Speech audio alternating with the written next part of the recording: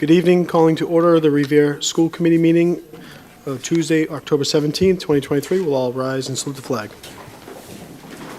I pledge allegiance to the flag of the United States of America and to the republic for which it stands, one nation, under God, indivisible, with liberty and justice for all.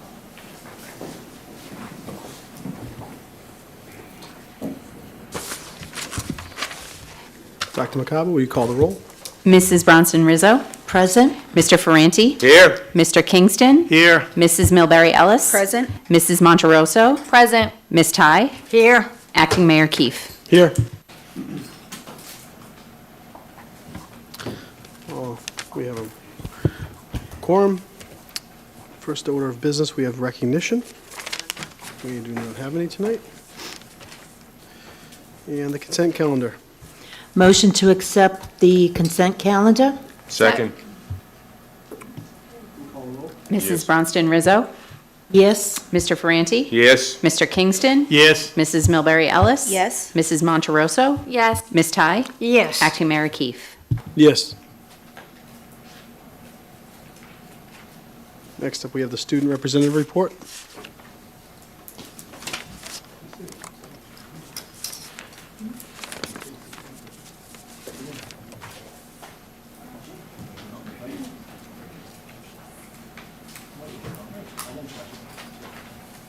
Go.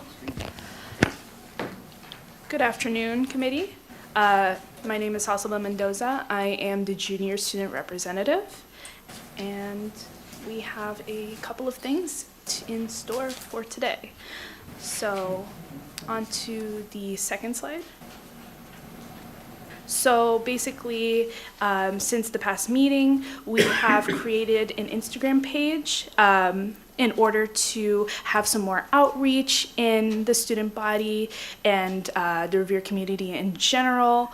We've also created an email, so anything that needs to be brought up with us, we can be easily contacted, and we can communicate with other people more clearly. We're establishing a better line of connection, and we have also created a feedback form.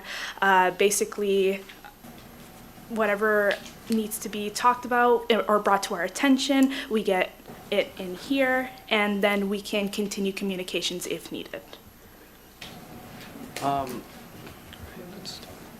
So speaking of students and students participating, we don't have this on the slideshow itself, but I do want to acknowledge a very recent achievement about RHS students. So RHS recently received the bronze distinction on the 2023 AP School Honor Roll, which is an amazing achievement. For those who may not be familiar with the distinction, it is handed out by the College Board, who administers SATs and also advanced placement classes, and to basically schools that demonstrate an increased commitment to increasing college-going culture, providing opportunities for students to earn college credits, and also maximizing college readiness. And in addition, RHS also received the 2023 AP Access Award, which acknowledges the school's commitment to ensuring that AP coursework is available to all students. So big congratulations to all of the students, faculty, administration, and everyone on this for this incredible achievement. Moving forward, so I know I touched on Respire on the last meeting, and we've been making some progress with it. So North Suffolk Community Services provides around 3 programs for our students at RHS. The first program is called Project AMP. This is the most student-focused or student-centered program, which allows students to choose what they work on. And Project AMP is more of a mentorship program with around 2 sessions per student, 2 to 4 sessions per student. And they basically focus on peer influence, stress, alcohol, and drug usage. And in addition, they also bring in a caregiver aspect so that there's increased dialogue between students and parents at home. The second program is called ACRA.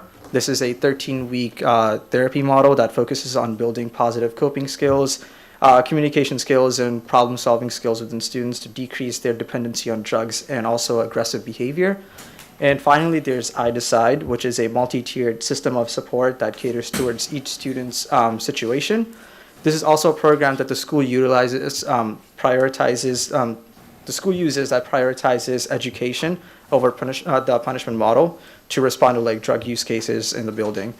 While they don't have any concrete data on effectiveness or other measurables, there have been around 110 students who participated with these programs, and North Suffolk also has plans to expand these programs. Where we step in is we are going to promote these programs from a student-to-student perspective. I know there's a lot of students who feel like getting referred by adults. There is always a sort of tension between students and adults in the building, and it always has been. So our goal is to kind of make sure that students feel comfortable knowing that these are resources that they can use without having like adults come in and telling them to do that. So the Instagram pages, the emails, and the feedback form, all of them, we hope that will help us promote these programs to students even more. So.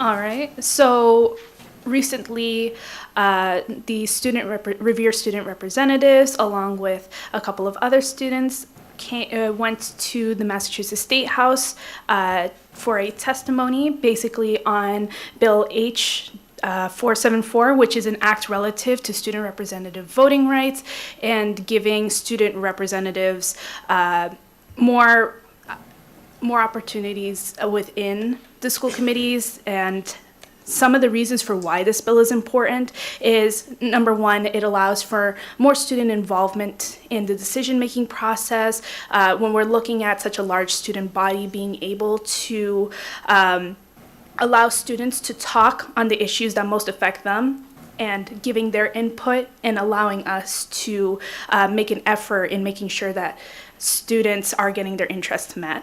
Also, it encourages more students to understand the policy-making process that we have in Revere. A lot of students tend to not necessarily understand certain policies or how things work in the school committee. So having this allows for students to get an insight into that. And it also helps students in practicing advocacy and their civic responsibilities. Again, similar to the previous points, it just allows student representatives to fully fulfill their role and get more involvement within the school. And considering how big Revere High is and considering the amount of people who are unable to express their voices and express what they want, this is really an important bill in order to make students' voices within the school heard and more impactful in the future. Going forth to the next slide, we have the Revere Fall Fest speech tournament, which is going to be held roughly 2 Saturdays from now. And basically, this is us sort of advertising our home tournament, since it is one of the first tournaments of the year for Massachusetts Speech and Debate League. And we have schools from all across Massachusetts coming to compete in different types of events like poetry, declamation, student congress, tons of events, tons of public speaking events.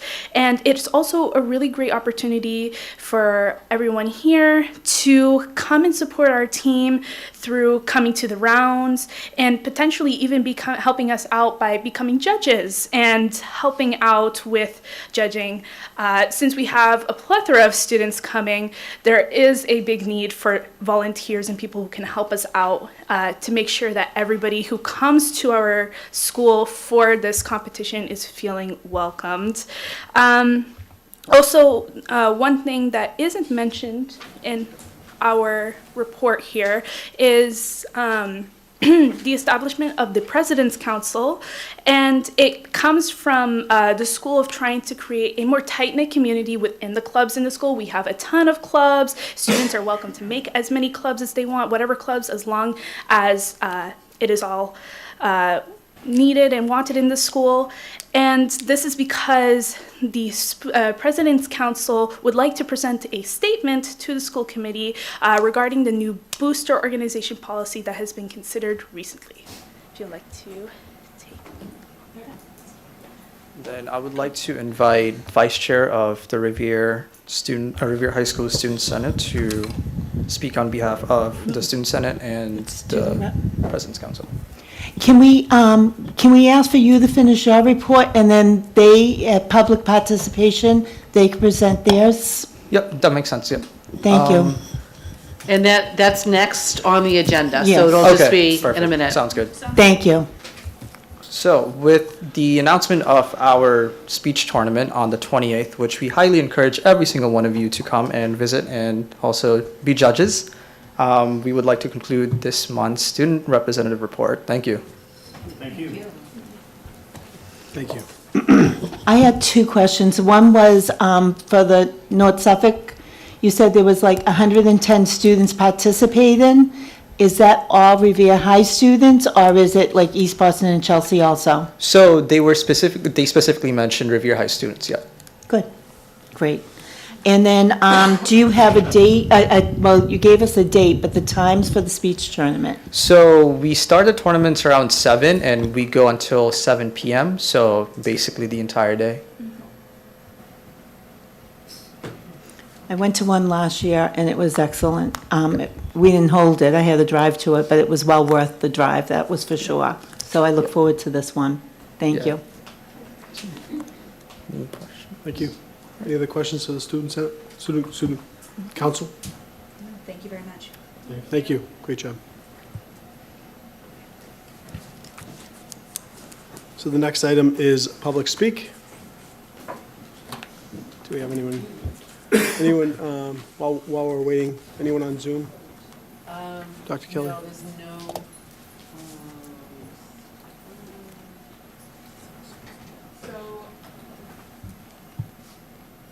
I had a quick question.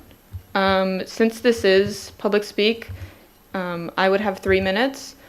Does that give any time for me to actually read the policy itself, or? Okay. Okay. Thank you. And just to clarify, the school committee did all receive the statement beforehand. I'm going to open it because I received a copy of it. Is that okay? Okay. So I can put it up on the screen, Arta, and if you want to highlight certain pieces of it, that would be great. Okay, thank you. So, hello, my name is Erta. I'm the Vice Chair of RHS Student Senate. And in the August 15th meeting, the school committee had looked into the KJA policy, the booster policy in Revere, surrounding relations with booster organizations.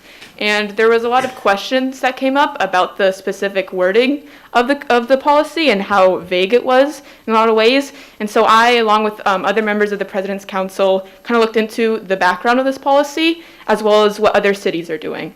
And so if you actually read the statement that we wrote, you can see that our current KJA policy, not the one being proposed, is the exact same as Lynn, Saugus, and Brockton, because it follows MASC's specific policy. And that policy is about a paragraph. It's not that many sentences. It's extremely vague. But if you actually look through other specific policies within other cities, I looked into Newton, Saugus, Lynn, North Reading, Chelsea, and Brockton, and Salem. You can see that no other city actually it restricts the right of staff to the extent that this policy does. This policy is extremely restrictive. It not only doesn't allow staff to participate in booster organization fundraisers, but it doesn't even allow them to promote them, and it doesn't even allow their family members to promote them. So this raises a lot of questions of how we can actually support extracurriculars in the school, and how we can actually make sure that staff have an active role in supporting booster organizations and extracurriculars, especially when they're so underfunded in this district.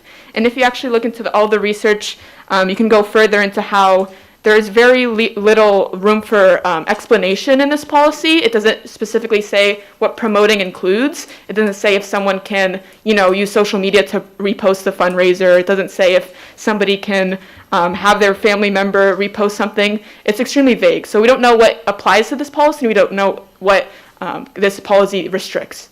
So I really recommend you all look into this policy, look into it further, look into the research that we've done, because this current policy that MASC's legal counsel put forward is in our opinion, not the solution. And we provide some 5 points, recommendations that you can take moving forward, because we do believe that this policy needs to be changed, but the current policy on the table being proposed is not the solution for students and for staff. Yeah. Thank you. Yep. Thank you. Anyone else wishing to public speak?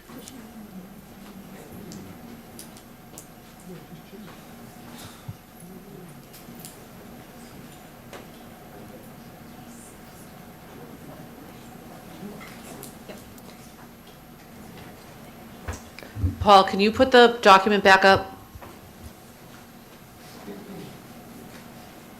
Hi, my name is Ricky, and I'm a member within the RHS robotics team. I'm here to talk about our competitions that we run as fundraisers, and we use as fundraising for our travel.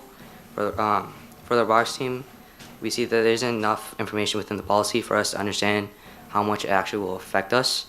And our fundraising, since it is connected to our nonprofit Greater Boston Robotics. Robotics is a very unique club and team that it's not necessarily run like other teams and clubs within the school, and it's really unclear to us with our sponsors and fundraising and etc. like how it really will affect us in the future. We think before the policy is actually put into place, that like at least a meeting can be held between like club advisors, coaches, to really understand what the effect is before anything. And Thank you. Thank you.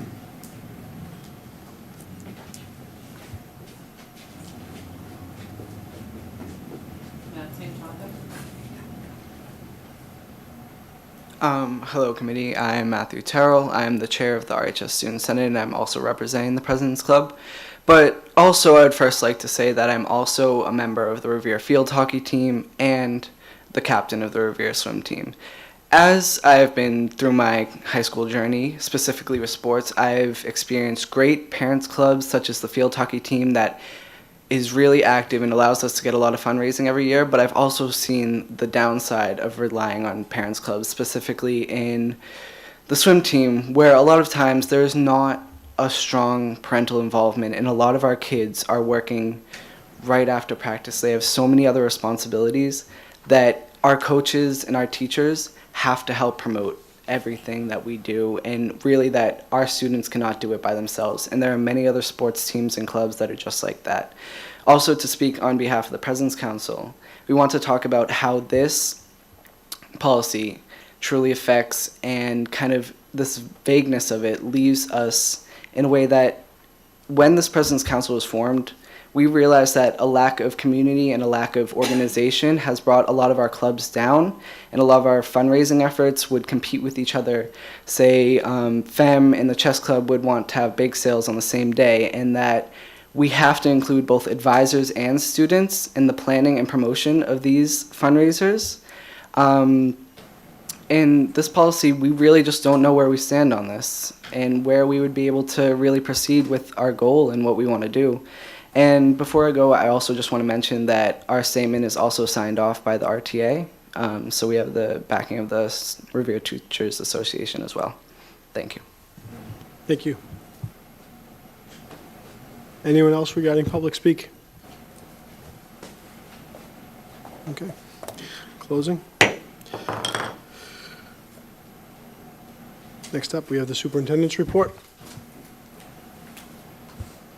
Thank you, Acting Mayor Keefe. We have a number of items on the superintendent's report. I'm going to start with 2 school presentations. The first one is going to be from Susan B. Anthony, which is going to share some information on Smart Pass, which is a new program. I have to thank Principal Willett and her team who piloted this program last year.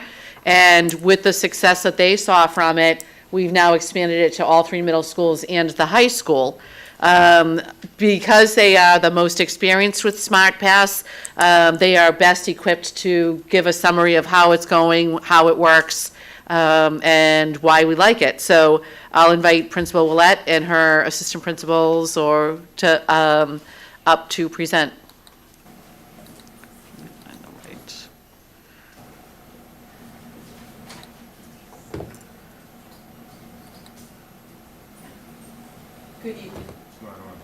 It's coming.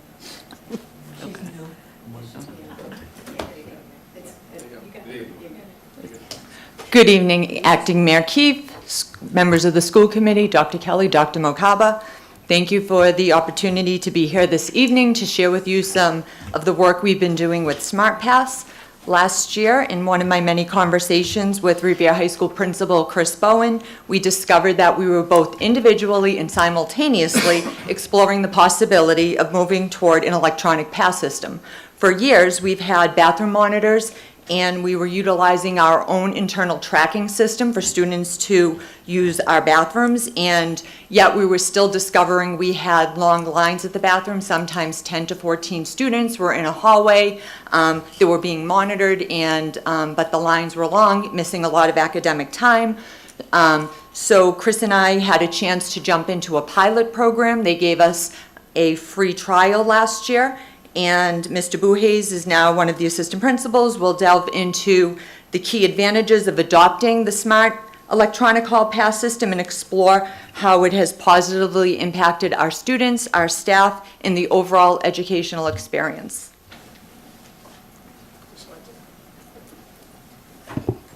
Hi. So we've had great success with SmartPass. What I'd like to do is kind of go through and explain some of the benefits that we've found with SmartPass first, and then also give you some information on what our teachers and what our students think about SmartPass thus far. And we started it in April of last year, piloting it from April break through the end of the school year, and then continuing this year. So how will this help? So first, it allows us to create limits. So by setting school-wide limits for students, I can go right into the pass and say that all students are going to receive 3 passes to start per day. That should be more than sufficient. If anyone needs extras, we can definitely override that and provide them with extras, because we're not ever going to stop any students from needing to use the bathroom in the nurse's office. But by creating that limit, it kind of puts that in everyone's head that, hey, let's make sure that we can go into class and do what we need to do when we need to leave the classroom. It tracks our time out of class. So as Ms. Willett said, last year when we were doing the electronic system prior, we would have a line of students coming out of the 8 different classrooms in the hallway just waiting in line to go into the bathroom, because we typically limit to 2 students per bathroom just for safety concerns. What we weren't doing is tracking how much time they were actually out of class. SmartPass tells students exactly when to leave the classroom, saying, hey, it is your turn, the bathroom is empty or has one other person in it, and then allows them to go into the bathroom, leave the class, and the second they get back to class, they sign back in, and the next ticket or the next pass would be started for the next student. It supports classroom instruction by doing this, by keeping students in the classroom instead of in the hallway. As Ms. Willett said, we had upwards of 14 kids sometimes waiting in the hall, 7 at each bathroom. All that time of waiting, let's say 3 minutes per bathroom trip, you've got a kid out of class for about 40 minutes within that one period. And then unfortunately, if they're doing that multiple times per day, we're missing several hours of instruction in a single day. It also allows us encounter preventions. Encounter preventions allows us to realize that, hey, we're kind of noticing a trend where student A and student B are going to the bathroom at the same time daily to meet up, or they're messaging each other maybe on Google and saying, hey, let's meet at this time. Encounter prevention actually allows us to set up those students in that prevention, and then it will not allow them to meet at the bathroom at that time. It'll say, sorry, try to make a pass in a couple minutes, and they'll be able to make one right after they return. In addition, fire drills. We all have been in fire drills in one capacity or another, been in evacuation situations where we're saying, oh my God, where is this student? Where are they? And this system, by just pulling out your phone, one of us or the counselors who are making sure that all the students are accounted for, we can easily see, oh, this student was at the nurse's office. We know exactly where they are because we know they're not in front of us in that class line. Our hall monitors can easily report if a student is off program. So if they look down at their monitoring screen and see, oh, why is student A in this hall? What are you here for? Oh, I need to use, I was going to the bathroom. Well, you're supposed to use the bathroom on the second floor where your classes are. why don't you head back downstairs? And it makes it easily able for them to just report a student to us, where we can then follow up that student and just give them that gentle reminder that they need to be using the bathroom on their floor. We also can set up specific locations, so again, they have access to the bathrooms on their floors. Same with the water fountains. We don't need someone who's in sixth grade class on the first floor to request a third floor bathroom pass when they have a bathroom that's 5 feet away from their classroom door on the first floor. And hopefully we never need it again, but contact tracing, it would easily help us to identify who's in the bathroom at what time in case we ever got to a point like that. And again, hopefully we don't. This is an example of what it looks like. So at SBA, these are the different rooms that I've gone ahead and created. So we have them identified by color on the top 3. So 6th grade is usually associated with pink, 7th with green, and 8th with blue. So those include the boys and girls room, the water fountain, as well as the counselor for each team. Then we have things like the homeroom bathroom. So this way it doesn't count toward their limits because we want students to use it during the homeroom when kids are just settling in. So if they need to go during that time, it will not count toward their limits. We have things like the main office. We have all their classrooms listed. We have a nurse. We have the nurse exit pass. So this way, when they're finished with the nurse issues an exit pass. So they have 3 minutes to get back to class, and we know exactly where they are, when they left the nurse, and everyone's accounted for. We have several other things as if like restorative justice intervention, if they were pulled for an outside counsel, escort pass if someone is on crutches and needs someone to hold their bags, we have that as well. So we've created kind of just about every single room location to make sure that students are accounted for at any point throughout the day.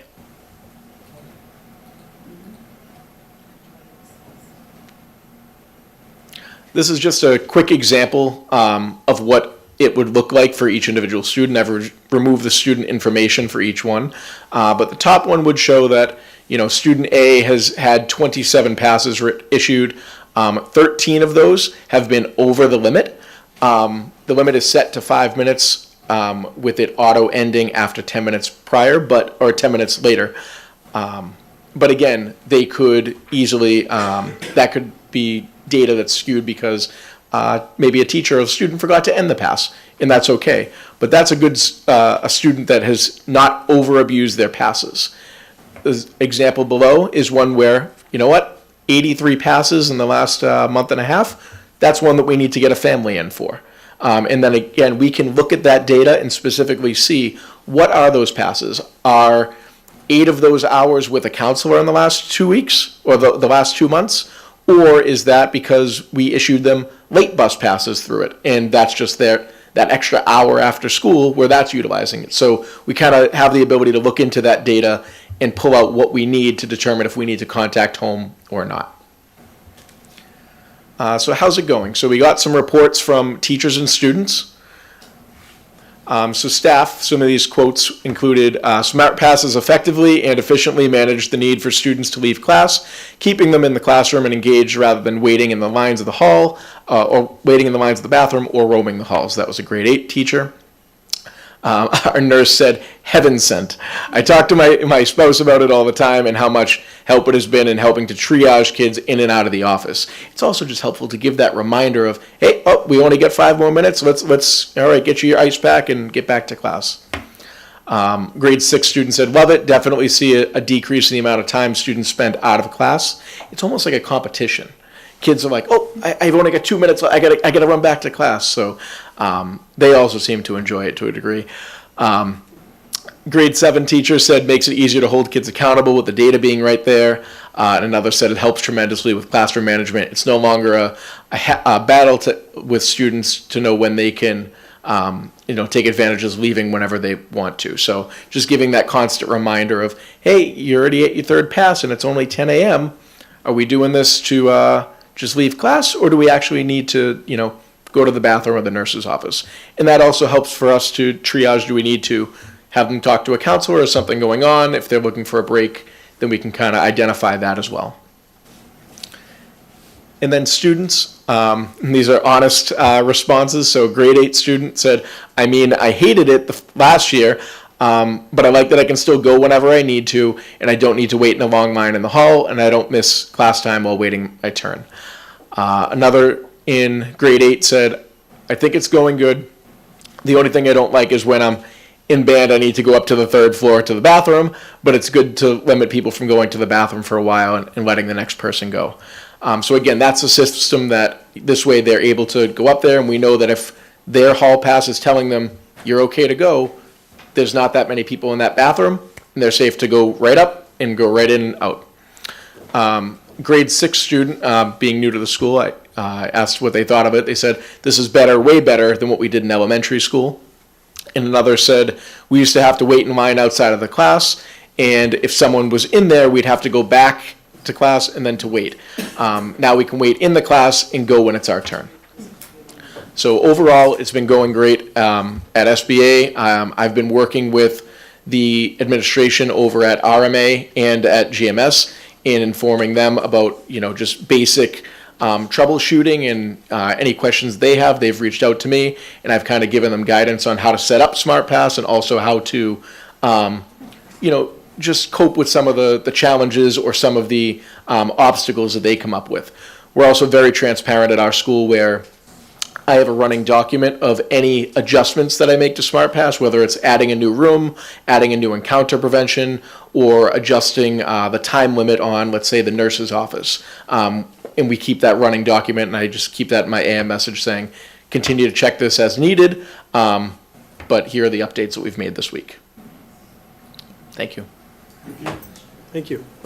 Ms. Milbury Ellis. Sure. Thank you. So I think the Smart Pass is a great idea. I was hoping that you could maybe talk about the preventative interactions. I thought that was a really cool feature with the rest of the committee. Just explain to them what it is in an example, please. Yeah, so... Encounter. Got it. So encounter prevention, so if we know that 2 students are continuously leaving class at the same time and meeting up in the bathroom, as identified sometimes by our hall monitors, we'll look at their data and we'll see, how often are they going, and this was on the previous tracking system where we just kind of looked at it. Now it literally will tell us, oh, this person showed up, student A showed up at 8:34, student B showed up at 8:35, and they both, exiting around the same time every day. When we have those situations, we just put in encounter prevention, add those 2 students, and then it will just literally just block them.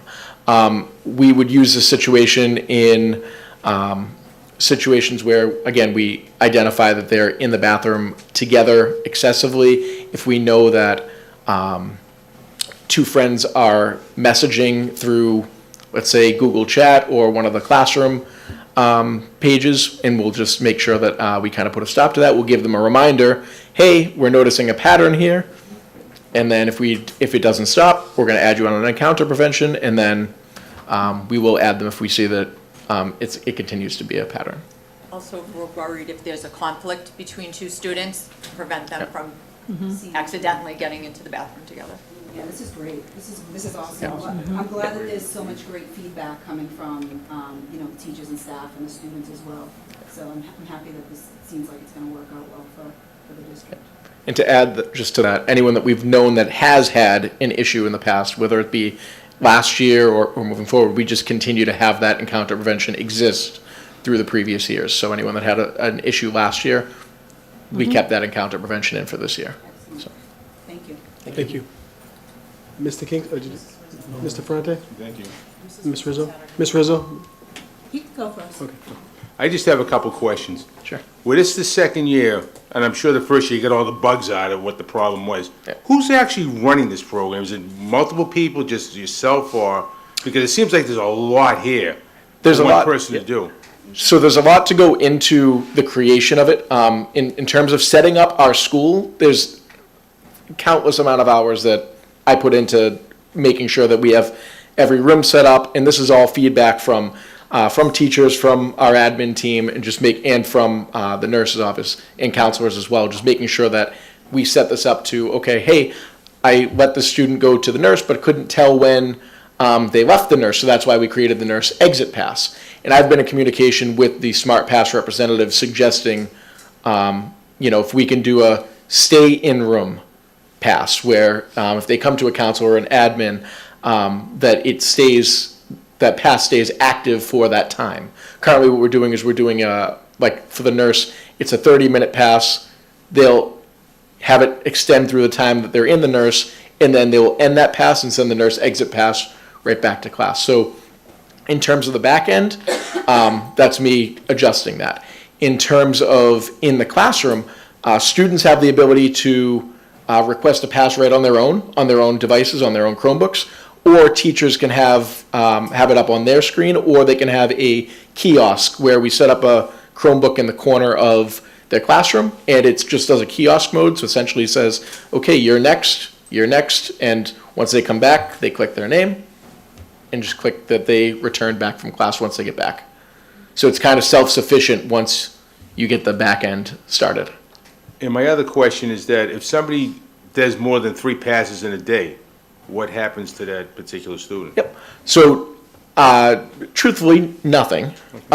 In the quick aspect of, we're not going to stop anyone from going to the bathroom with a nurse because we're not going to determine what's an emergency or not.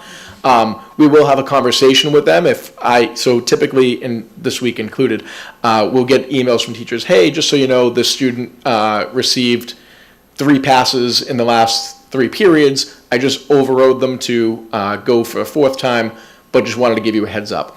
One of us will then meet with that student and say, we're seeing that there's a pattern of you using excessive amount of passes. Is everything okay? And kind of determine what they need from there. So whether it be a conversation with nurse, maybe a call home, depending on the circumstances and what they're saying, maybe a referral to a counselor, or maybe we just determine, is it a medical thing or is it a break? And take it case by case. But homeroom and lunch do not count against them, so those are additional times they can use the bathroom. Okay, thank you. Thank you. Ms. Rizzo?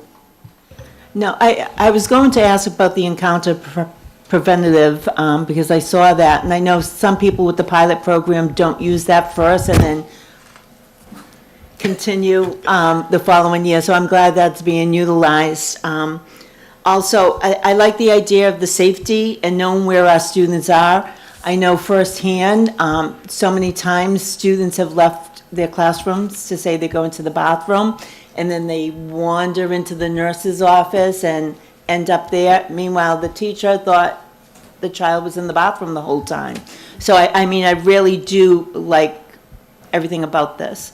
My question is, where it's their Chromebooks, do they complain about how they're not charged so that they try to override some of the issues? Because they're so smart. We haven't, I think last year we kind of weaved out a lot of those issues, and we didn't really have my Chromebook isn't charged issue, because teachers could always do it on their computer, and with the implementation of the kiosk mode, where the teacher can have that Chromebook in the room, we're not encountering that at all, because kids will just go up, enter their own name, and it'll tell them you are 3rd in line, and then once it'll give a little ding and say, it's now your turn. They go, come back, end pass, and the next person begins. So the kiosk has kind of eliminated all those issues for us. Thank you. Thank you. Ms. Monterosso? So just a few questions as well. So just to confirm, they don't use their cell phones for it? It's the Chromebooks? Nope, they use the Chromebooks. I actually turned off the feature for cell phones. There is a feature on the back end where you can close out that feature for students. So I just closed that off so they don't have the ability to, so they can't sit there in class or in the lunch room or anything like that. SmartPass also allows for creating a pass for now or future. What I actually did, though, is disabled any future passes that only one of us could actually approve that, so no one could request a bathroom pass at 8 a.m. for something at 1:30 because they want to get out of their 5th period class. Okay. And then what's the backup plan if the app crashes? If the app crashes, we would go back to our regular implementation system where when they walk to the bathroom, they would just scan in and out. Obviously, it wasn't ideal, but it did work. Okay. It was just a matter of, let's get the kids to stay in class. So this has definitely worked. And then just two more questions. Do we have quantitative data on like teacher and student approval rating of the app? I don't. Yeah, I don't. We're just really Yeah. getting rolling with it, so Okay. that's something that we would have closer to the end of the year. And then my last question was, you mentioned it's being used in all middle schools and high schools. I just wanted to ask what the, not the high school yet, yes. Yeah, it is. Yes, it is. All of them are using it right now. So I just wanted to ask what that rollout was looking like for those So let schools. me just clarify. The Susan B. Anthony did an extensive pilot last year. The high school did a smaller pilot last year. This year, the Susan B. Anthony is in full implementation, and the Garfield, the Rumney, and the high school are in extensive pilot, I'll call it. They're still working out their kinks. They've learned a lot from the Susan B. Anthony, but they are all using it as of right now today. The Garfield got a little, the Rumney and the high school, the Rumney started right at the beginning of the year. The high school started 2 weeks in. Chris, I'm looking at you. Yeah, 2 or 3 weeks. And the Garfield just got rolling 2 weeks ago, but they are all, as of today, rolling. Maybe not as smoothly as the Susan B. Anthony, but they're all rolling. Is it both high schools, also City Lab? No, City Lab went holy. City Lab is, yeah. Thank you. Ms. Ties, do you have any questions? Yes, I did, and I know that in a middle school, it's quite different from the elementary school where you just take all the kids into the bathroom at once and come back. So what do you do with your regular bathrooms? Are they ever in use? Are kids ever, are they in use in, lunchtime or gym time and so forth? And does that count in any way on the Smart Pass? Is there any way to correlate if somebody is going to that and then also using the Smart Pass extensively? So we allow the freebies during that homeroom time and during that lunchtime. So in lunch, we still use that scan system where we scan their ID in and out just so we know that they're going, so that if we were to have a parent meeting to talk about the data, we can say, student A has gone to the bathroom 5 times consistently any given day, in addition to their freebie during lunch. So that's when we kind of would utilize that. The gym bathrooms they're using for Smart Pass as well.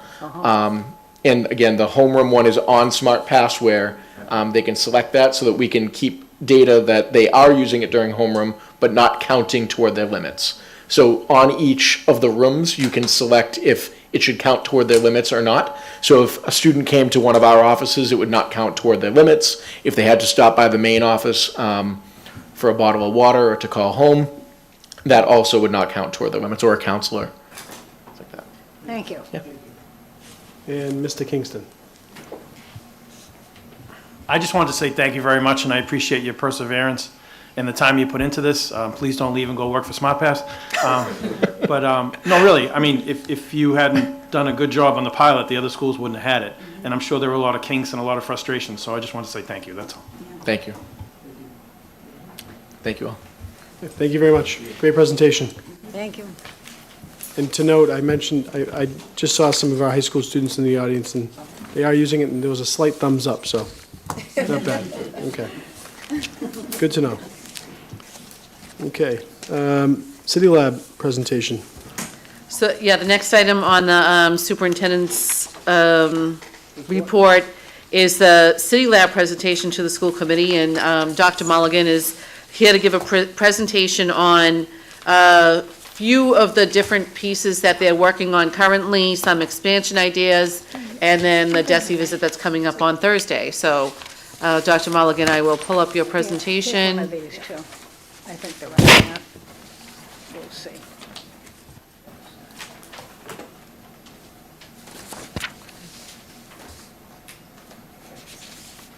The documents that you're getting are just ones that I'm going to be going over tonight. There's a lot of them there, but you don't have to read everything tonight. It's going to be a packet, so you have reference to what I'm talking about. Danielle, can you help with the microphone? Okay. Thank you for having me tonight. Typically, I don't present this early in the school year, I asked Central if I could speak in September. Robin kind of was like, whoa, give me a second to get the schedule ready. And this was the earliest time that I could speak. Many of you know in our innovation plan that the Barr Foundation gives us a lot of funding. The last 2 years, they have given us $450,000 to redesign the school. When somebody gives you that type of money, they expect lots in return. One of the things that I was tasked with was presenting to the school committee our new instructional vision as we start the school year. I asked Robin if I could speak early on because I wanted you to know how we were starting off our year. So I'll start talking about that, but I guess we can look at the agenda first. So I'll talk about the instructional vision, the pathways, the new clean energy green tech pathway, and the DESE visit coming up this Thursday.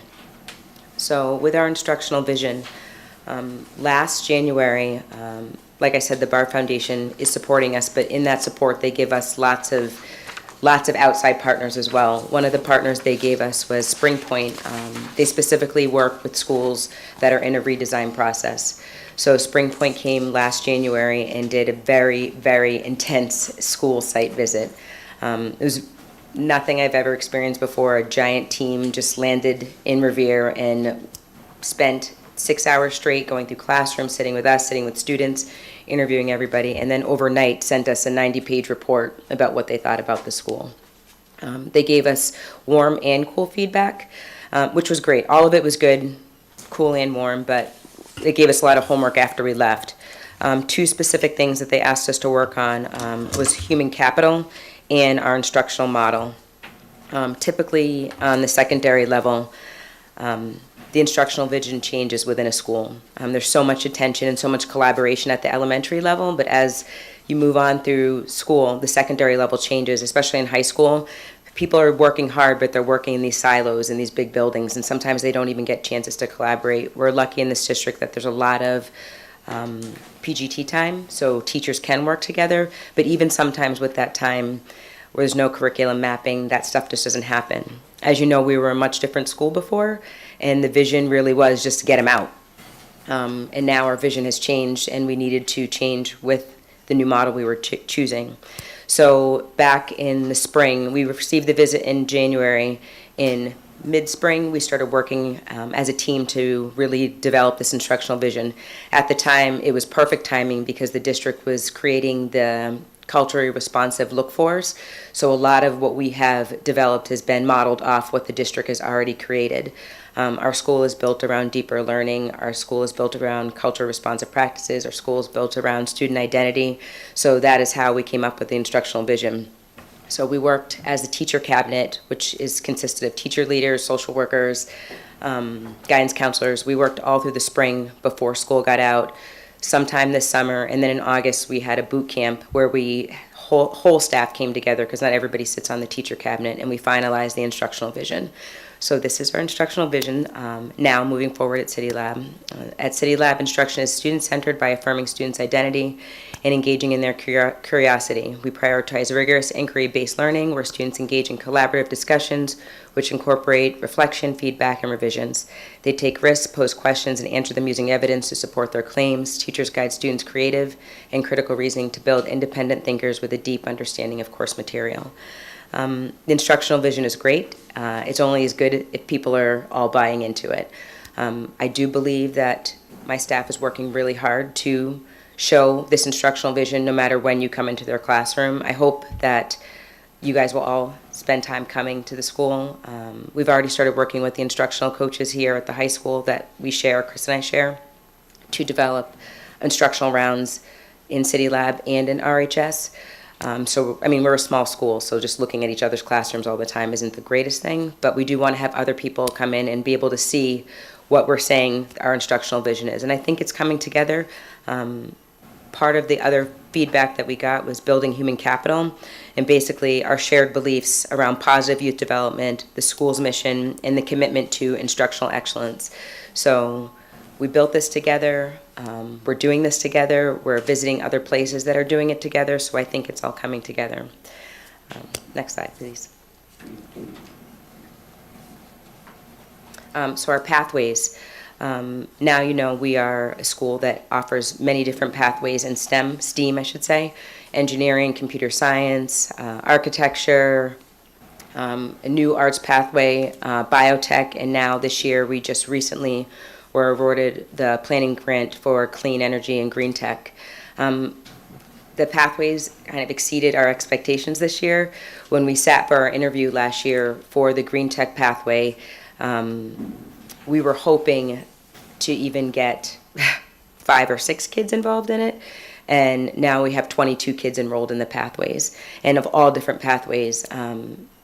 Lots of kids in engineering, ton of kids in arts, computer science, not so much yet, but engineering, definitely biotech, and green energy is in construction right now, so that will be soon to come. But it has been very exciting seeing how it's happening so fast. I feel like I'm chasing this train right now, but that's what we wanted. The initial model of our school is freshman year is exploratory, sophomore year is the beginning of us kind of letting you go, and what we're seeing is sophomore year, the kids are ready to run. They love the idea of traveling, going to different schools, having school outside of the classroom, so this huge jump in how many kids in the pathway happened overnight, and I'm excited, but there's a lot of work still to be done right now, because now we have to construct what their junior and senior year looks like. We are lucky that the city gets that YouthWorks grant that has funded all of these students in these Learn and Earn pathways, but we didn't expect all these kids to be in it, so the funding is funding 14 of the positions, and we really have 22 kids in the positions. So when you see me blasting out over social media these fundraisers, we're putting that money towards kids being able to be paid in this Learn and Earn pathway, because it just doesn't feel right telling kids to quit their job because we don't have the money to pay it. I mean, when we have kids that are coming to school, showing up, doing these internships, I feel like we have to honor them and make sure that they're getting paid for their time. Next slide, please. So the clean energy pathway. City Lab was one of 6 schools in the whole state chosen to pilot this clean energy green tech pathway. I just handed you guys the green tech. What is green tech? What is clean energy? And I'm not gonna lie, I didn't know what green tech was or clean energy. We live in this world where people are just dropping buzzwords quick on you and you're like, I don't even know what that means. But what I do know is that there are a lot of jobs in this pathway, and that's what our school is all about, giving kids the opportunity to go into college or career, or both at the same time. You can hit the next slide, please. So the demand for these jobs is huge. So over the next 30 years, every year is predicted to have over 2,000 jobs, and you can see all the type of jobs that you can have in clean energy. The way we do school now is 9th grade, the kids will get this exploration about whatever pathway it may be, whether it's biotech, computer science, engineering. Our plan is to do the same for green energy, have a 9th grade green energy exploratory. Sophomore year, they begin with an intro to green energy class. 3rd year, they're already taking college credit. 4th year, they're taking 8 college credits in this, and they still have the option, just like they did in biotech, to either matriculate into a university and continue going with all the credits that they've earned with us, or they're ready for a career right out of school. Some of the certifications that they could get, an OSHA certification, a practical electrical certification.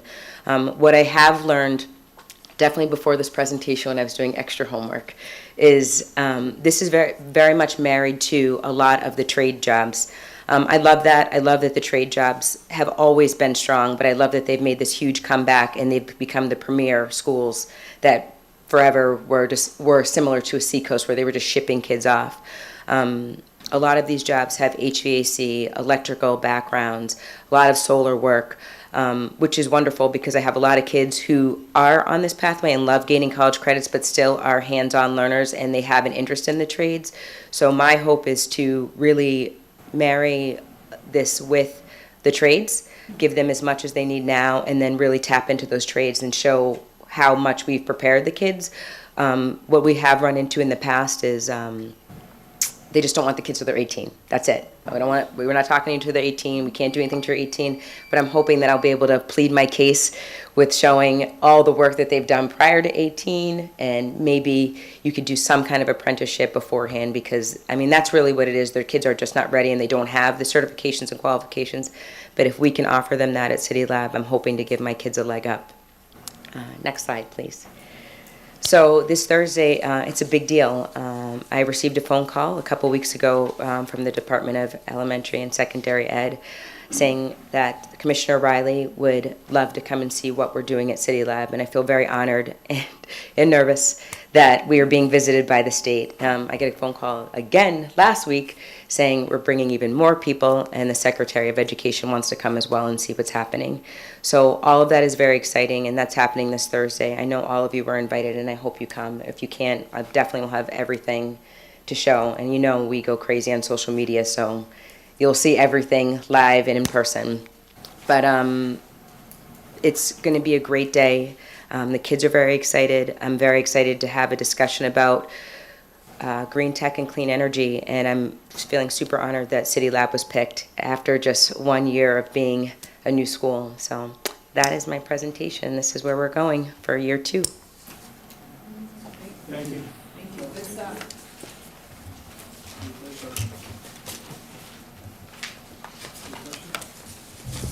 Ms. Rizzo?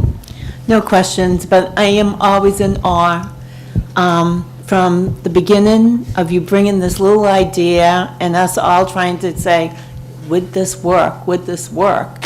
And then the development of the whole program. And now in year 2, it is amazing. The students are amazing. They love coming to school. Thank you. Thank you, thank you, thank you. And to your staff and to the students. Ms. Ty?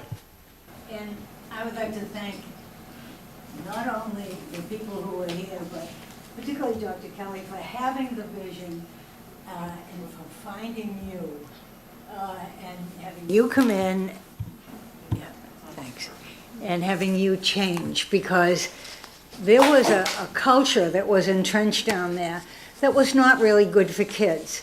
And it was no one's fault, and everybody loved the kids, and they were taught well enough, but there was a kind of thing that, well, these kids are limited anyway, and they go there. And so it was almost a throwaway for some. And that was very sad to see. So seeing that you could come, and Dr. Kelly, thank you to all of them, and to members of the school committee for helping you, and thank you for helping us. Thank you. I'm just going to say, Ms. Ty, that all of the credit goes to Dr. Mulligan and her team, because it was her vision, it was their work, it was their development. I mean, we supported where we could, but they did the work. So it's very, very impressive, as you said. And I think that any other person than Dr. Mulligan wouldn't have been able to do what's happened at City Lab. Thank you, guys. I definitely wanted to say thank you for everything. I feel very fortunate to have been in the city at this time. I know for a fact, I taught in Boston for 17 years. This would not have happened in BPS. I came at the right time, perfect storm, pandemic, everything was ready for a change. And I thank you for giving me the chance to do it, because not a lot of districts would have bet on it. Thank you. See you Thursday. Can we take a 2-minute recess so folks can leave? 2-minute recess so folks can leave. Recess for 2 minutes? All in favor? Motion? Second? Second. All right. See you in 2 minutes.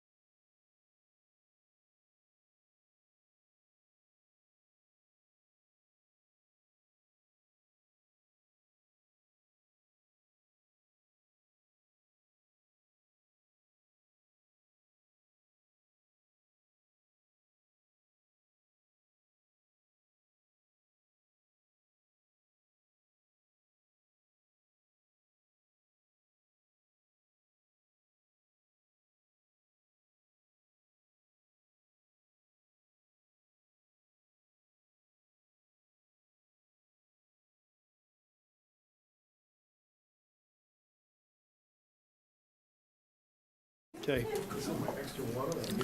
Okay, we are back. We have It's still superintendent's report, I'll jump. superintendent's report. We have the MCAS. I'm sorry. Yes, so Dr. Mokaba is going to give us a summary of this year's MCAS results. We still have a lot of work to do in the district, and a far way to improve the work that we've been doing. But Dr. Mokaba will take us through some details, and she's going to share a summary of how our performance compared to that of the other urban districts in the state. And I want to thank Rob Curtin from DESE, who does this unique analysis for us every year, that really lets us compare our performance to that of other similar districts, which gives us a closer representation to our achievement and our progress than when we compare ourselves to the state as a whole, where there are a lot of districts that don't compare to ours. So Dr. Mokaba. Thank you, Dr. Kelly. So first, I want to share one of the more important pieces is that as far as our accountability rating, we were classified as a district as not requiring assistance or intervention. And the reason for that was that we have made moderate progress towards our targets. In our individual schools, no school in the district was found to require assistance or intervention. So that is a good news first step for us, that none of our schools were found to require assistance or intervention. Next, I'm going to talk a little bit about the accountability percentiles. So this number, the percentage, is an indication of the school's overall performance relative to other schools that serve similar grades, and it's calculated using multiple years of data for all of the accountability indicators. So some of the highlights in performance, you will see that Beachmont, their accountability percentile was 59%, which means that they performed or outperformed 59% of the elementary schools across the state. Garfield Elementary was 46%, the Paul Revere School was 36%, and the Hill was 34%. Some of our focus areas for growth, our middle schools did not perform as well as we would have hoped, but we did see, and I'm going to dig in a little bit with some of their data, some highlights. The RMA, the SBA, and GMS were 13%, 17%, and 18% respectively. RHS was at 18%. And then Lincoln and Wayland were at 22 and 20%. So this is overall an area that we are going to continue to monitor. And later on, I'm going to talk about some of the things that we are currently doing to support increasing our achievement. Next slide. So when we look at progress towards improvement with the targets, the factors that they include in this measurement are achievement, so literally student test scores, growth, high school completion, progress towards attaining English language proficiency, chronic absenteeism, and advanced coursework completion. So you'll notice that not all of these factors apply to our 3 through 8. Some of them do just only apply to the high school. And one thing that's worth noting here, achievement, as I had mentioned, was that area where we didn't garner the points that we would have liked. And we have taken a deeper dive, and I'll talk about that in the coming slides, but achievement is the area where we're going to focus, and that is really student test scores. As Dr. Kelly had mentioned, the most relevant comparison for us is comparing Revere to the other schools in the Urban Superintendent's Network.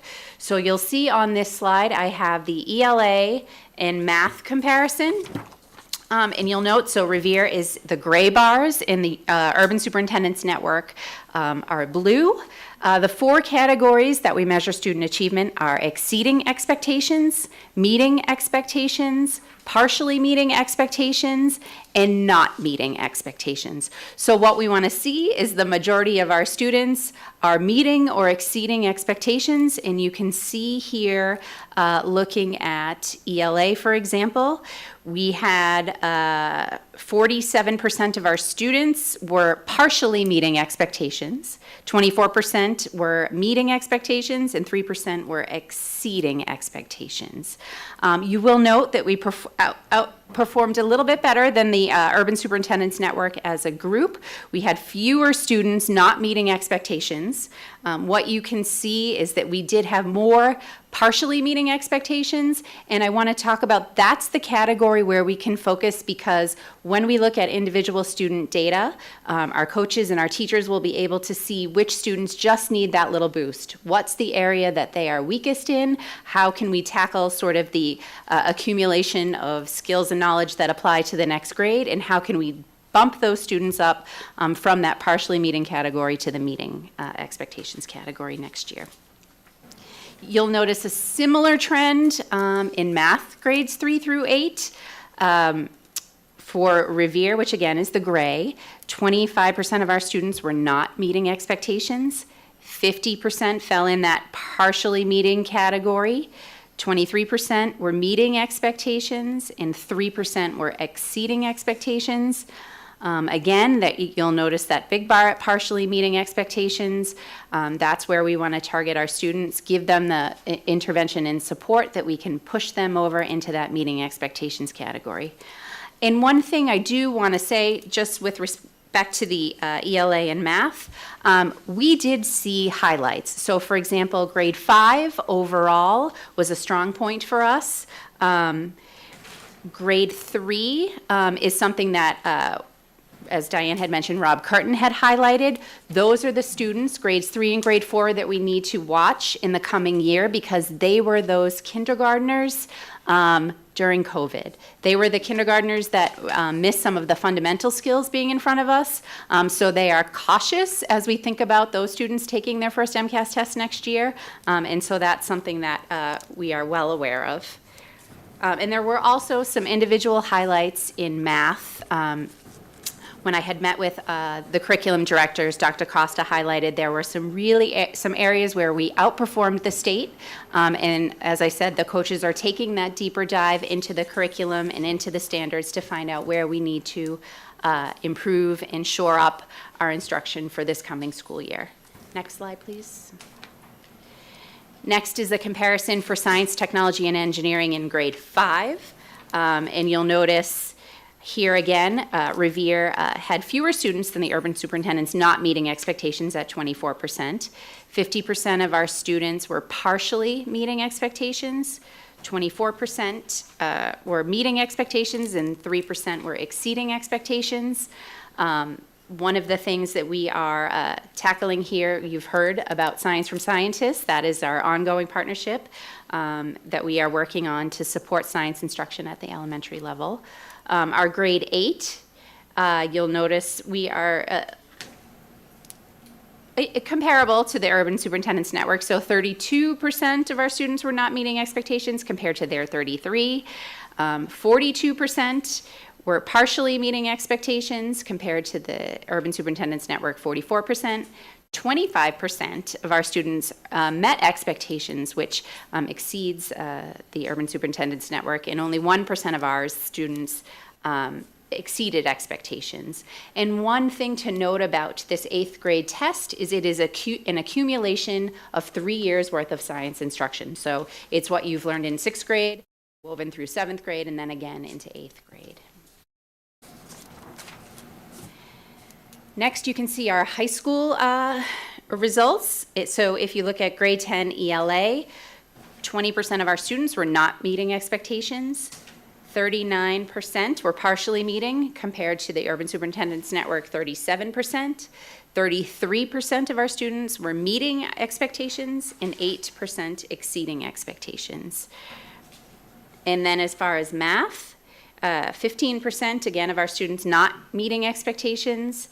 59% of our students partially meeting expectations, 22% meeting expectations, we'd like to see that a little bit higher, and 3% exceeding expectations.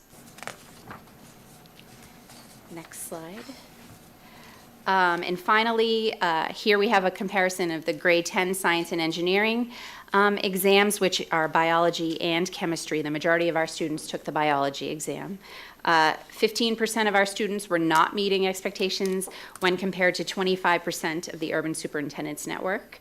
49% of our students were partially meeting expectations. 30 were meeting expectations, and 6% were exceeding expectations.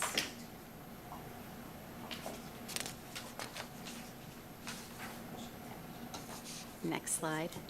So when we think about our next steps, first and foremost, parents should be receiving in the mail their students' MCAS results. If they haven't received them already, they should expect them in the next few days.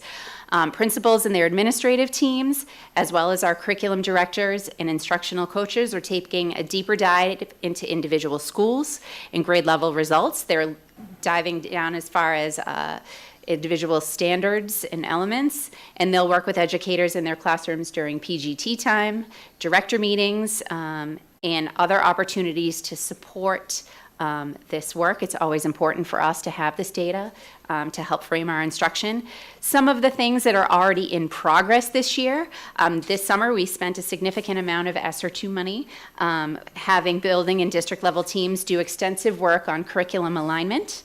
This included lesson plans, unit development, vertical alignment between grades 3 and grade 5, particularly in ELA. Our teams of teachers at the high school worked on their honors designation. We sent several teachers to AP training, and a group of teachers did work on the grading practices subcommittee. We're going to continue this work during the school year and again next summer. A couple of things to highlight is we were fortunate to get the 1-8 Foundation and DESE grant for Ignite, which is the one-to-one literacy tutoring program happening at the elementary school. We have approximately 375 students in grades 1 through 3 who are going to receive this targeted, data-driven instruction. We have our Open SciEd at the middle school level supporting high-quality science instruction. That is a new opportunity at science, and we've sent teams this summer to begin that professional development. Our GLEAM work at the middle school level has expanded to include the high school now. We've expanded our partnership with Change is Simple, Science from Scientists, and Mass Bioed. Last year, we completed the first phase of our special ed restructuring. That should support our special education students and provide us with information regarding how to support that subgroup. And we are continuing our work with educators who teach students with disabilities and English learners through opportunities for targeted professional development outside of the district professional development and PGT. Does anybody have any questions? Ms. Monterosso. Thank you so much for that presentation. It's a lot of data to go through, and I'm really happy to see that we have really great things coming forth to help. Like, the effects of COVID on our students' academics will be long-lasting for a very long time, and so I understand there's still growth to do, but in our school, out of our 11 schools, 7 dropped in their percentile. So, we mentioned Beachmont's at the 59th percentile, but it was at the 70th. And then RMA is now in the 13th percentile, which means it's only doing better than 13% of comparable schools in the district. So I think, in the state, sorry. So we may be making moderate progress, but I am worried that we have 6 out of 11 schools under the 30th percentile, which is a red flag when it comes to statewide accountability. So we have work to do. I see there's good work, but I think we all share that there's still a lot of worry to go in our students' academics. That's all. Agreed. Ms. Ellis.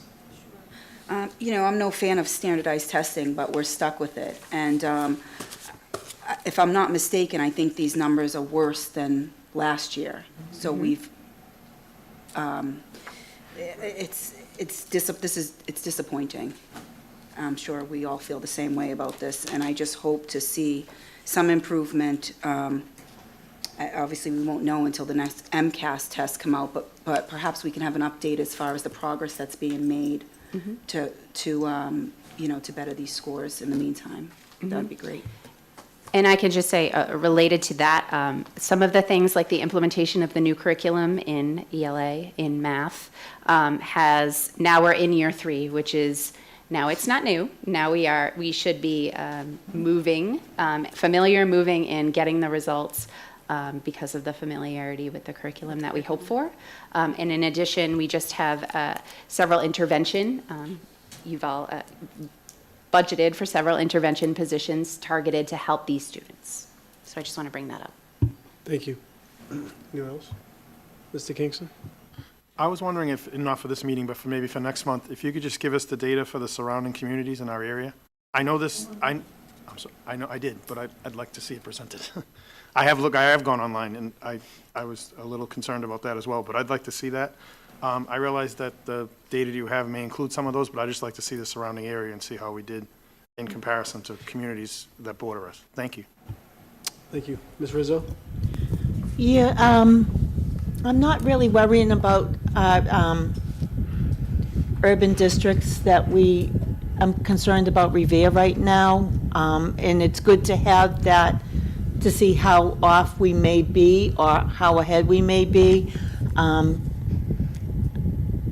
I mean, I am disappointed that it has been lowered since, am I doing something wrong? There was the noise coming from your mic, but I think it's because of the no fuzz. Oh, it's not my lovely voice? Anyhow, I do that anyhow. Okay, so anyhow, I am disappointed that the numbers have gone down since last year. I was hoping to either see it stay steady or maybe even a little higher. I like the idea of special ed has been redesigned, so hopefully there's a positive thing that might come forward. Like we said, we're in year 3. That makes me a little nervous. I'm also thinking that maybe at another meeting, we can look at a district improvement plan and see if maybe there's somewhere in there that we should be tweaking, and kind of get back to academics. I know it's great that we're hiring extra people to help the other students, but we have students that might not need those initiatives, but just a little to get over the hump to, I mean, my son was never an MCAS person. I never believed in him. His was the first year that was required. So it was a tough year for us. I also just spoke in front of legislation on the Thrive Act. No one likes testing. I mean, we can all argue if there should be testing. We need to know how our students are doing. So testing in some form is needed. A graduation requirement is not. It's just punitive, no matter which way you see testing as. But hoping that we can maybe look at a district improvement plan, talk about it, and see where we might be able to be stronger. So, thank you. Thank you. Ms. Ty?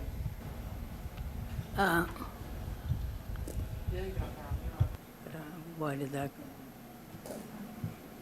Thank you. One thing that I notice every year, and probably because I live in Beachmont, is that Beachmont does pretty well. As a matter of fact, it seems to do better than all the other schools. And of course, because the population is so much smaller than, you compare Beachmont to Paul Revere. It's just so, how can a teacher teach with that many people in one little classroom? And the Beachmont teachers have much more flexibility to do innovative things, and that makes me think about, of course, how saddened I am about that we don't have a building project in the way, because not only do we need a new high school, but we also need either a new middle school or a new elementary school. We need space desperately, and I don't see that in the near future. And I see us, as we have more and more people moving into the city, I see us as it just being more and more difficult for the teachers in the classroom to try to do the work that they try so yeomanly to do. So I hope that people who are in a position to make a difference will see that this has consequences not only to the children's lives, but to their families' lives and to the life of the whole city. Thank you. Thank you, Mrs. Dye. Any other comments? No? Thank you. The next item on the superintendent's report is the Learning Commons Strategic Plan, and Dr. Mokaba is going to share that with you. Okay, thank you. And I'm speaking on behalf of Mia Morgan, who is the librarian at the high school, and I'm going to read the information. You all have her extensive document with her 5-year plan. So one of the things I just want to point out, the strategic planning process created the opportunity for her to set goals that align with the district mission and vision. Her first goal is to develop a collection that supports students' continued learning of both academic and personal interests. Goal 2 is to ensure equitable access to resources and space. Goal 3 is to develop library services that meet the needs of the RHS community. And goal 4 is to develop and build partnerships within the community. In addition to goal setting, strategic planning also included coming up with a multi-year plan, which you have is presented on the screen, for achieving those goals. To achieve the goals, the librarian has developed action items for each goal that last over the next 4 years. She does plan to file the strategic plan with the Massachusetts Board of Library Commissioners so that she might be eligible to apply for grants on behalf of the library. They require district approval of the strategic plan, which is why this is before you right now. Thank you. Ms. Rizzo. Dr. McCullough, if you could just thank Ms. Morgan on this. I had said earlier to Dr. McCullough, I'm not one to print out things. I don't like wasting paper. But this is something I do want to follow through the years and make notes on. I'm really excited about this new plan, and I look forward to it. Thank you. Thank you. Ms. Monterosso? Just a quick question. In the plan, I saw how there's different stages for purging of like used items or used books. I just wanted to know, like, are those books donated? Can they be given to students? What does that look like? So they follow the school committee policy for weeding and purging, and I'm not sure, I think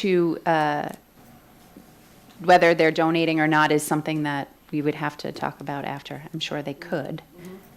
Yep. Thank you. Any other questions? Okay. Next item on, and actually the final item on the superintendent's list is the exit survey data, which the committee had requested that Dr. Mokaba share with them this month, or requested, I should say, at their last meeting that Dr. Mokaba share. And so she's going to, if I can figure out how to get it up here. I'm too tired. Where's my Zoom? Oh, here it is. Yeah, why don't you start, Danielle, and I'll get it up. Okay, and so I can say that this year, the process is that the HR department sends out the exit survey when they receive every letter of resignation, retirement, or notice of non-renewal or termination. So some of the data for this year, and Dr. Kelly, if you could go to the next slide, there we go. So our staffing levels, we have 842 teachers and 49 administrators.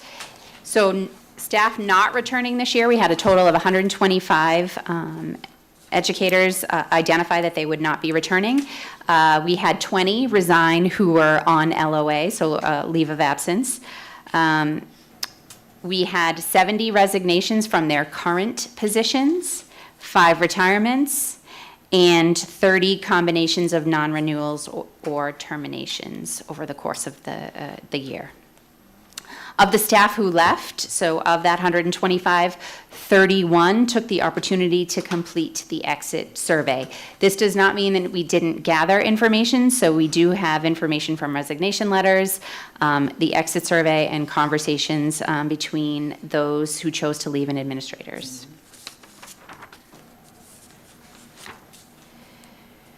So the exit survey was similar to the one that we had presented, I had presented the year prior. So a summary of the reasons for leaving, for 29% of those that responded indicated that relocation was their primary reason for leaving. 13% responded that their commute was a reason for leaving. 10% cited career advancement. 9% cited they were dissatisfied with leadership and or management, and 20% indicated other. And just to clarify, when they indicated other, there was no opportunity to sort of say what it was.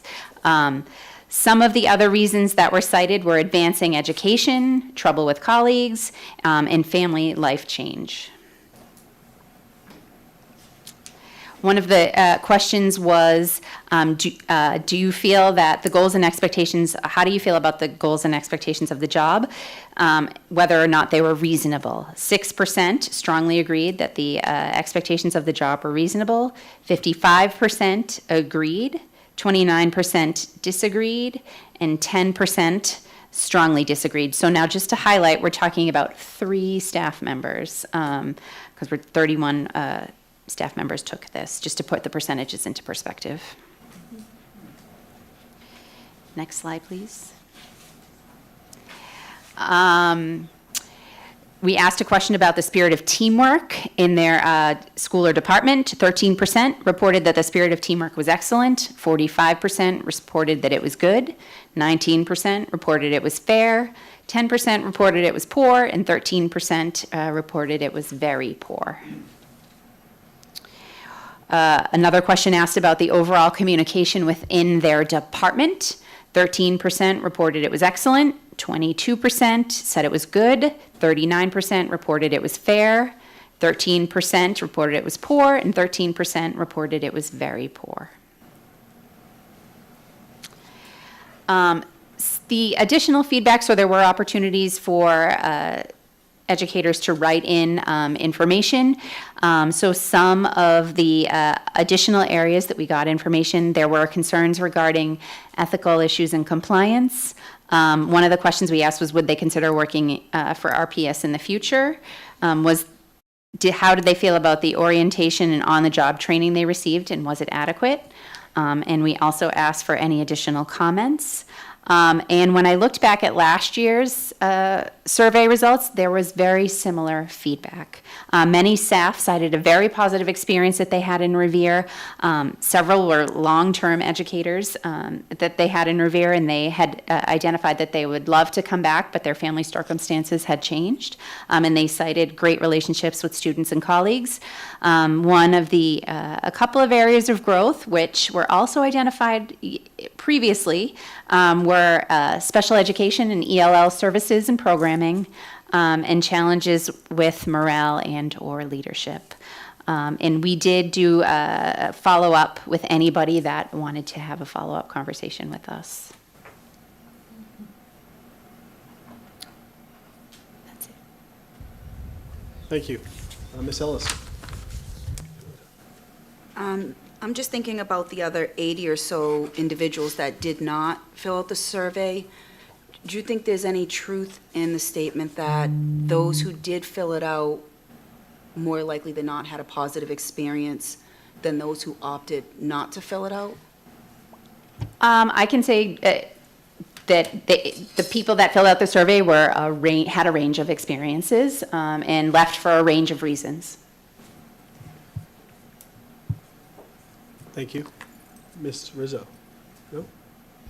No, I just want to say, although it's very sad that some might have left for whatever the reasons are,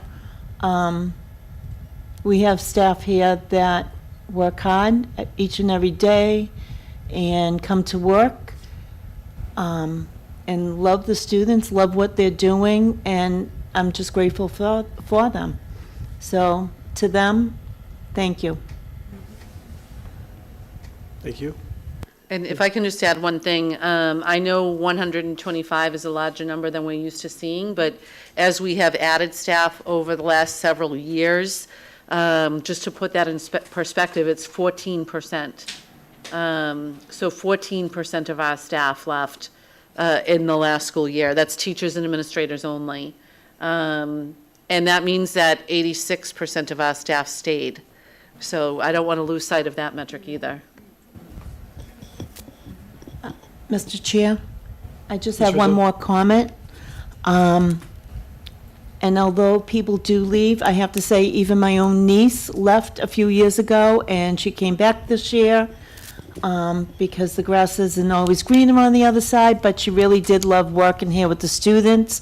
And also, a friend of mine who does special needs started working here this year, and she could not believe the difference in what is required, especially as a special needs teacher, the mentorship she's been giving, the mentoring she's been giving. She said it's just a whole different world, and she's so happy she's here, so I'll take it. I'll take the positives. Thank you. And that concludes the superintendent's report. Thank you. Next, we have hearings. We do not have any. And then we have the reports of the subcommittee, so Ways and Means Subcommittee report. Yep, thank you, Mr. Chairman. Yesterday, the Ways and Means Subcommittee met about the appropriation of free cash and the carry forward from 23 to 24. In attendance was myself, the chairman. One of my members was Mr. Kingston. Another member attended was school committee member Aisha Milbury-Ellis. Also, Dr. Kelly, Dr. McColber, and CFO Matt Cruz. Basically, we're trying to allocate the free cash we have. And I have a letter from the CFO, Matt Cruz, which I'd like to read.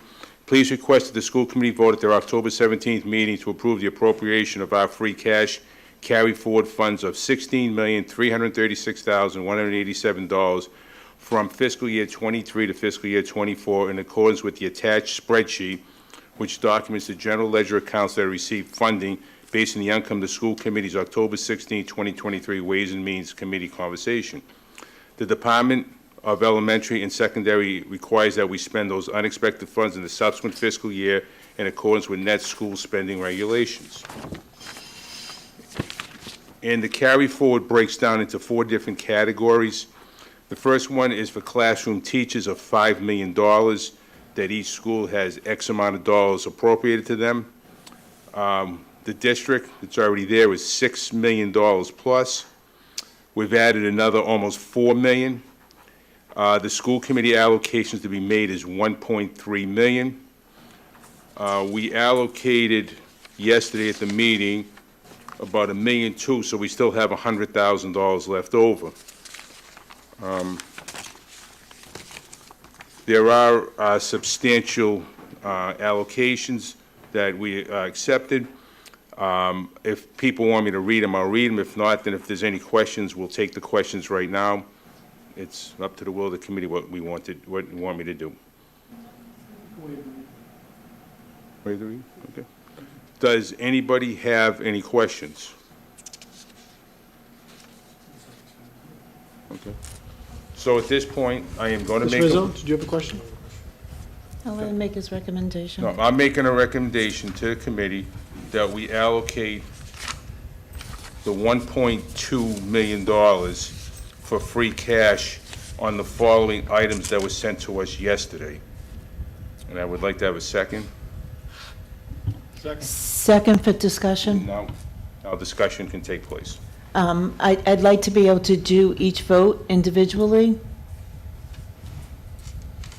Okay. Any other discussion? I'll second it. Good. Okay. Okay, I'm going to read off each list, and then we'll do a roll call. First one, superintendent's materials and supplies, $70,000. It's the staff apparel for $50 per staff member. So moved. Second. Mrs. Roll call. Bronston Rizzo? No. Mr. Ferranti? Yes. Mr. King? Yes. Mrs. Milbury Ellis? Yes. Mrs. Monteroso? Yes. Ms. Ty? Yes. Acting Mayor Keefe? Yes. Next, superintendent of the cost, $15,000. Travel and housing for DLD participation. So moved. Second. Mrs. Bronston Rizzo? Not voting? Mr. Ferranti? Yes. Mr. Kingston? Yes. Mrs. Milbury Ellis? Yes. Mrs. Monteroso? Yes. Ms. Ty? Yes. Acting Mayor Keefe. Yes. Next is Superintendent of the Cost, 5,000, ARX Ed. So moved. Superintendent. Mrs. Bronston Rizzo? Not voting? Mr. Ferranti? Yes. Mr. Kingston? Yes. Mrs. Milbury Ellis? Yes. Mrs. Monteroso? Yes. Ms. Ty? Yes. Acting Mayor Keefe. Yes. Next, Human Resources Other Costs, 25,000, Employee Assistant Program. So moved. Second? Mrs. Bronston Rizzo? Yes. Mr. Ferranti? Yes. Mr. Kingston? Yes. Mrs. Milbury Ellis? Yes. Mrs. Monteroso? Yes. Ms. Ty? Yes. Acting Mayor Keefe. Yes. Next, Revere High School Assistant Principals, 125,000, Interim AP Sub at RHS. So moved. Second? Mrs. Bronston Rizzo? Yes. Mr. Ferranti? Yes. Mr. Kingston? Yes. Mrs. Milbury Ellis? Yes. Mrs. Monteroso? Yes. Ms. Ty? Yes. Acting Mayor Keefe. Yes.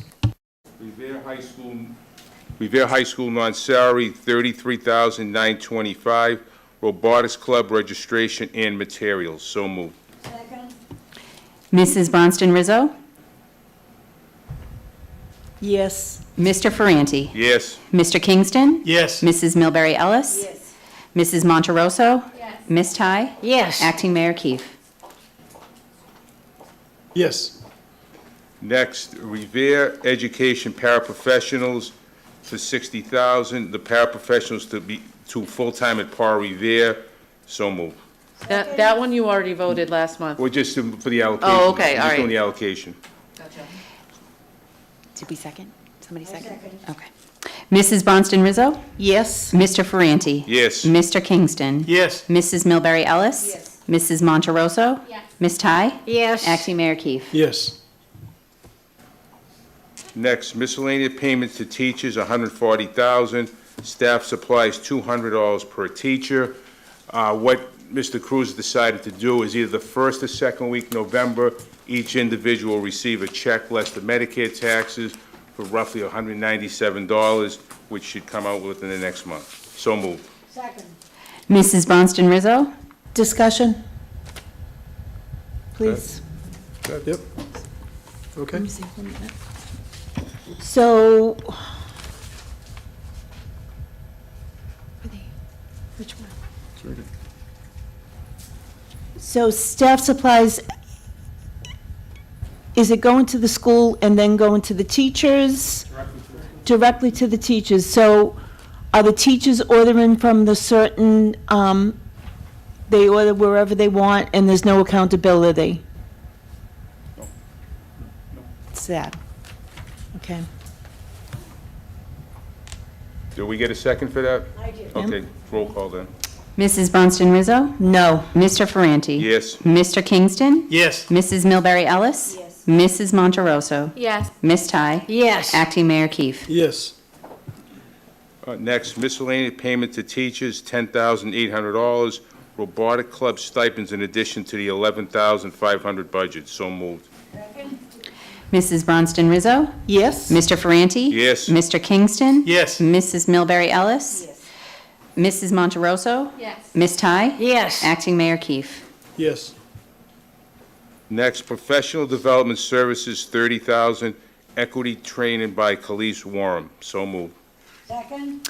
Mrs. Bronston Rizzo? Yes? Mr. Ferranti? Yes. Mr. Kingston? Yes. Mrs. Milbury Ellis? Mrs. Monteroso? Yes. Ms. Ty? Yes. Acting Mayor Keefe. Yes. Next, district-wide contracting services, $40,000. Home for the Little Wanderers. So moved. Second? Mrs. Bronston? Discussion? Oh, Can you please tell me what is the purpose of the 40,000 little, Sure, I shared this yesterday at the Ways and Means Subcommittee meeting, but we've had a long-standing partnership with the Home for Little Wanderers, and they service a number of students in our elementary and middle schools. And one of the partnerships, one of the pieces we worked out with them several years ago was finding time for them to come and serve serve students during the school day because they were encountering problems having students not come to appointments or not being home when a counselor might have gone to the home. And so there were just some difficulties there. And we determined that it would be mutually beneficial if they were able to come during the school day and have some space to meet with students. For the last number of years, they had grant funding that paid for that. And this year, that grant funding was not renewed. So as I mentioned yesterday at the Ways and Means, we're thankful to Counselor Silvestri, who made a motion that the city would cover the $40,000 cost that was no longer being given through the grant funding, which I'm thankful to the city council that they did approve that. However, the funds were never allocated. And therefore, in order for us to continue the program, the $40,000 had to come from somewhere. And where we were contemplating how we might spend this additional carry forward funding, it made sense to pay the $40,000 so that our students can have a continuation of their services that are so desperately needed and which help us ensure that kids are ready to learn every day when they're with us. So this is specifically for our students in Revere? Correct, yep. Thank you. Okay. Thank you. Roll call? Mrs. Bronston Rizzo? Yes? Mr. Ferranti? Yes. Mr. Kingston? Yes. Mrs. Milbury Ellis? Yes. Mrs. Monteroso? Yes. Ms. Ty? Yes. Acting Mayor Keefe. Yes. District-wide contract services, $29,886. Wayfinder site licenses for RHS Garfield and Rumney. So moved. Second? Mrs. Bronston Rizzo? Yes? Mr. Ferranti? Yes. Mr. Kingston? Yes. Mrs. Milbury Ellis? Yes. Mrs. Monteroso? Yes. Ms. Ty? Yes. Acting Mayor Keefe. Yes. Next, district-wide contracted services, $15,000. Science from scientists increase. So moved. Second? Mrs. Bronston Rizzo? Yes? Mr. Ferranti? Yes. Mr. Kingston? Yes. Mrs. Milbury Ellis? Yes. Mrs. Monteroso? Yes. Ms. Ty? Yes. Acting Mayor Keefe. Yes. Next, district-wide supplies and materials, $100,000. Sound systems at Garfield and SBA. So moved. Second? Mrs. Bronston Rizzo? Yes? Mr. Ferranti? Yes. Mr. Kingston? Yes. Mrs. Milbury Ellis? Yes. Mrs. Monteroso? Yes. Ms. Ty? Yes. Acting Mayor Keefe. Yes. Next, classroom instructional technology, $385,000 for Chromebooks. So moved. Second? Mrs. Bronston Rizzo? Yes? Mr. Ferranti? Yes. Mr. Kingston? Yes. Mrs. Milbury Ellis? Yes. Mrs. Monteroso? Yes. Ms. Ty? Yes. Acting Mayor Keefe. Yes. Next, support service supplies and materials, $35,000, a new vehicle for truancy officer. So moved. Second? Mrs. Bronston Rizzo? Yes? Mr. Ferranti? Mr. Kingston? Yes. Mrs. Milbury Ellis? Yes. Mrs. Monteroso? Yes. Ms. Ty? Yes. Acting Mayor Keefe. Yes. Next, support service supplies and materials, $20,000 for radios for administration and security staff. So moved. Second? Mrs. Bronston Rizzo? Yes? Mr. Ferranti? Yes. Mr. Kingston? Yes. Mrs. Milbury Ellis? Yes. Mrs. Monteroso? Yes. Ms. Ty? Yes. Acting Mayor Keefe. Yes. Next, custodians, $80,000, additional custodian position at the high school. We've already allocated the position. We're just voting on the allocation of funds. So moved. Okay. Mrs. Bronston Rizzo? Was there a second? Was there a second? Okay. No, I was hesitating because I did not understand that. We've already voted on this. We already voted on the position. We're just voting on the funds. Okay. Second. Mrs. Bronston Rizzo? Yes? Mr. Ferranti? Yes. Mr. Kingston? Yes. Mrs. Milbury Ellis? Yes. Mrs. Monteroso? Yes. Ms. Ty? Yes. Acting Mayor Keefe. Yes. Custodial overtime, $6,000, overtime for the robotics club. So moved. Second? Mrs. Bronston Rizzo? Yes? Mr. Ferranti? Yes. Mr. King? Yes. Mrs. Milbury Ellis? Yes. Mrs. Monteroso? Yes. Ms. Ty? Yes. Acting Mayor Keefe. Yes. Building supplies and materials, $10,000 for feminine products. So moved. Second? Mrs. Bronston Rizzo? Absolutely yes. Mr. Ferranti? Yes. Mr. Kingston? Yes. Mrs. Milbury Ellis? Yes. Mrs. Monteroso? Yes. Ms. Ty? Yes. Acting Mayor Keefe. Yes. The last one, Maintenance contract services, $100,576 held for the project. That's the surplus that we have. So moved. Mrs. Bonston Rizzo? Yes. Mr. Ferranti? Yes. Mr. Kingston? Yes. Mrs. Milbury Ellis? Yes. Mrs. Monteroso? Yes. Ms. Ty? Yes. Acting Mayor Keith? Yes. And that's the end of the Ways and Means Subcommittee report. Thank you. Point of personal privilege. State your point. As much as I adore our staff and our teachers, to spend $210,000 for clothing and things that we're not being accountable for, I just do not find fiscally responsible. And I think if anyone was to talk to MASPO or anyone else, they would also cringe at it.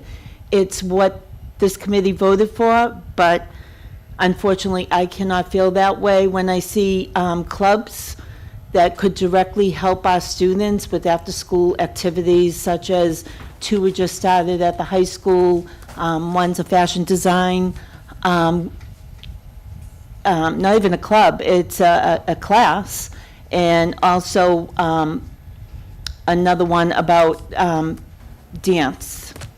So when there are clubs after school or any kind of student opportunities, I think the money needs to go there first. Thank you. Thank you. Okay. Policy, do you have something? Mr. Kingston? There's still $100,000 left in that money. I would really like to have a discussion, and not tonight, but a discussion at some point about substitute raises. Substitutes currently make $16 an hour to watch our kids, and I just think that's inadequate. And the other issue was brought up yesterday at the Ways and Means was LED lighting at the schools. It would provide some brighter light and maybe over time less expensive because it uses a lot less electricity. So those are two things I'd like to see looked at because we just still have $100,000 left to spend. Thank you. Thank you. Okay. Subcommittee report for policies and procedures. Thank you, Mr. Mayor. The Policy Subcommittee met October 12th at 9:30 a.m. Committee members Aisha Milbury Ellis and Michael Ferranti were in attendance. Also in attendance was Dr. Makova, Dr. Galucci, Dr. Garcia, and Mrs. Monteroso. So our first policy that we discussed was KJA, and that's relations with the booster organizations. I want to say, when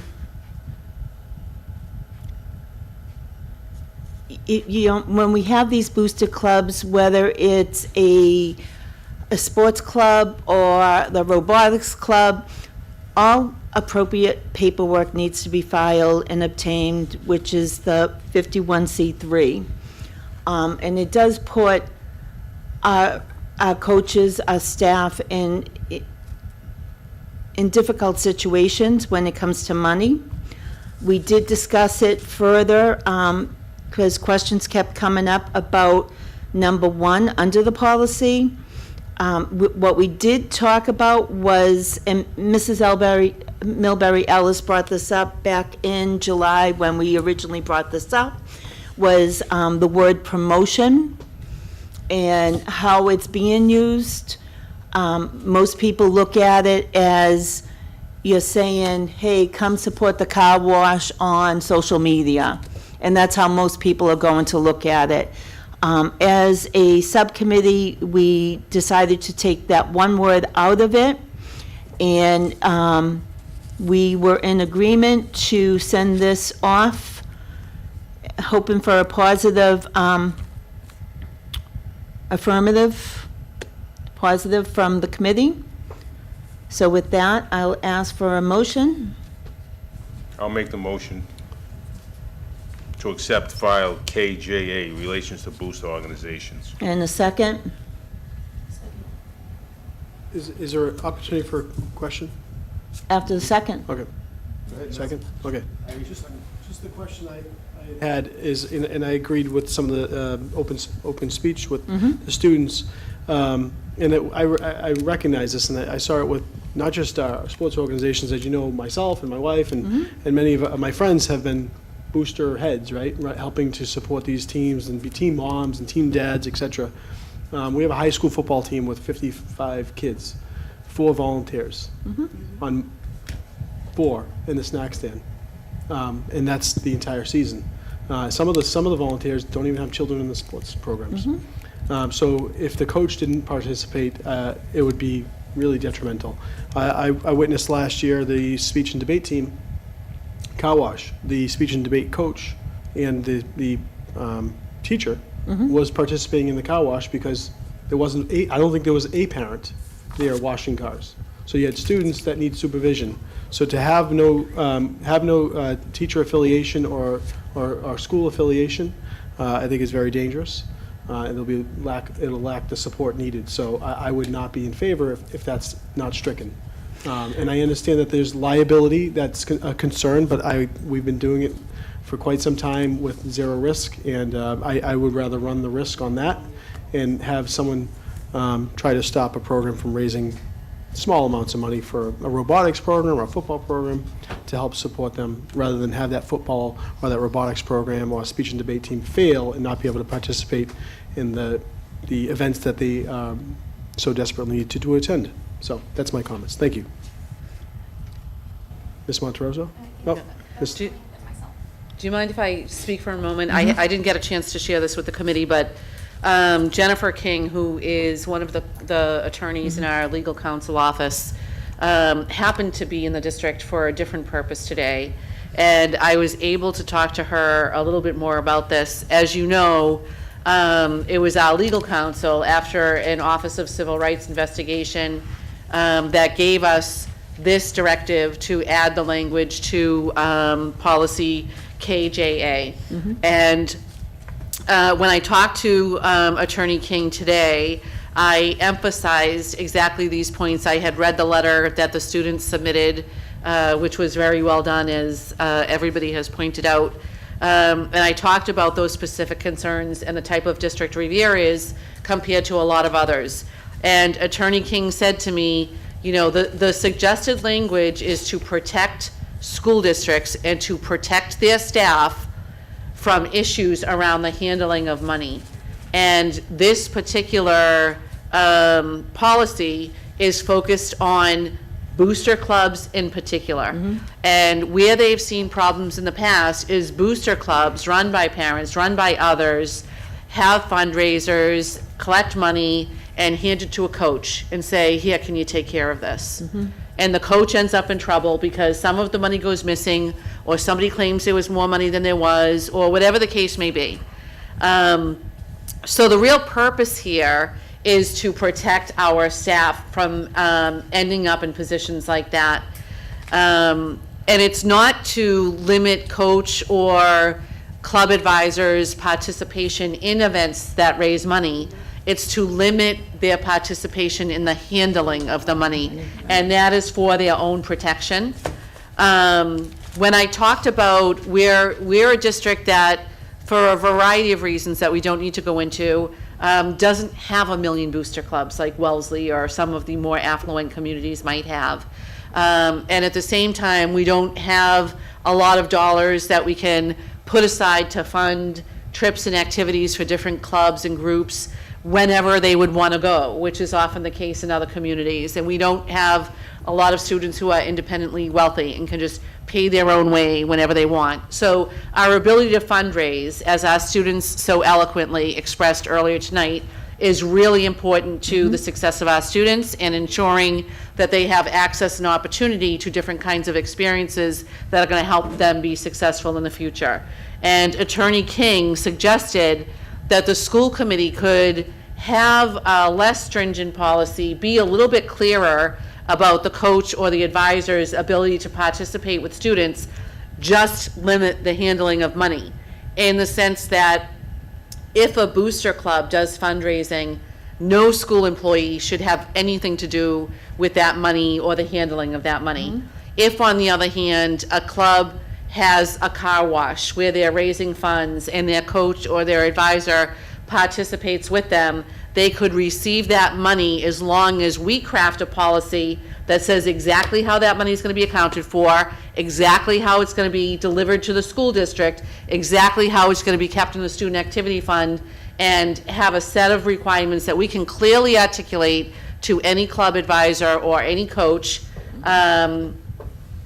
making sure that the policies and procedures are in place for how that money is handled, making sure that we don't put the employees or the school committee in a place of liability because of how things are handled.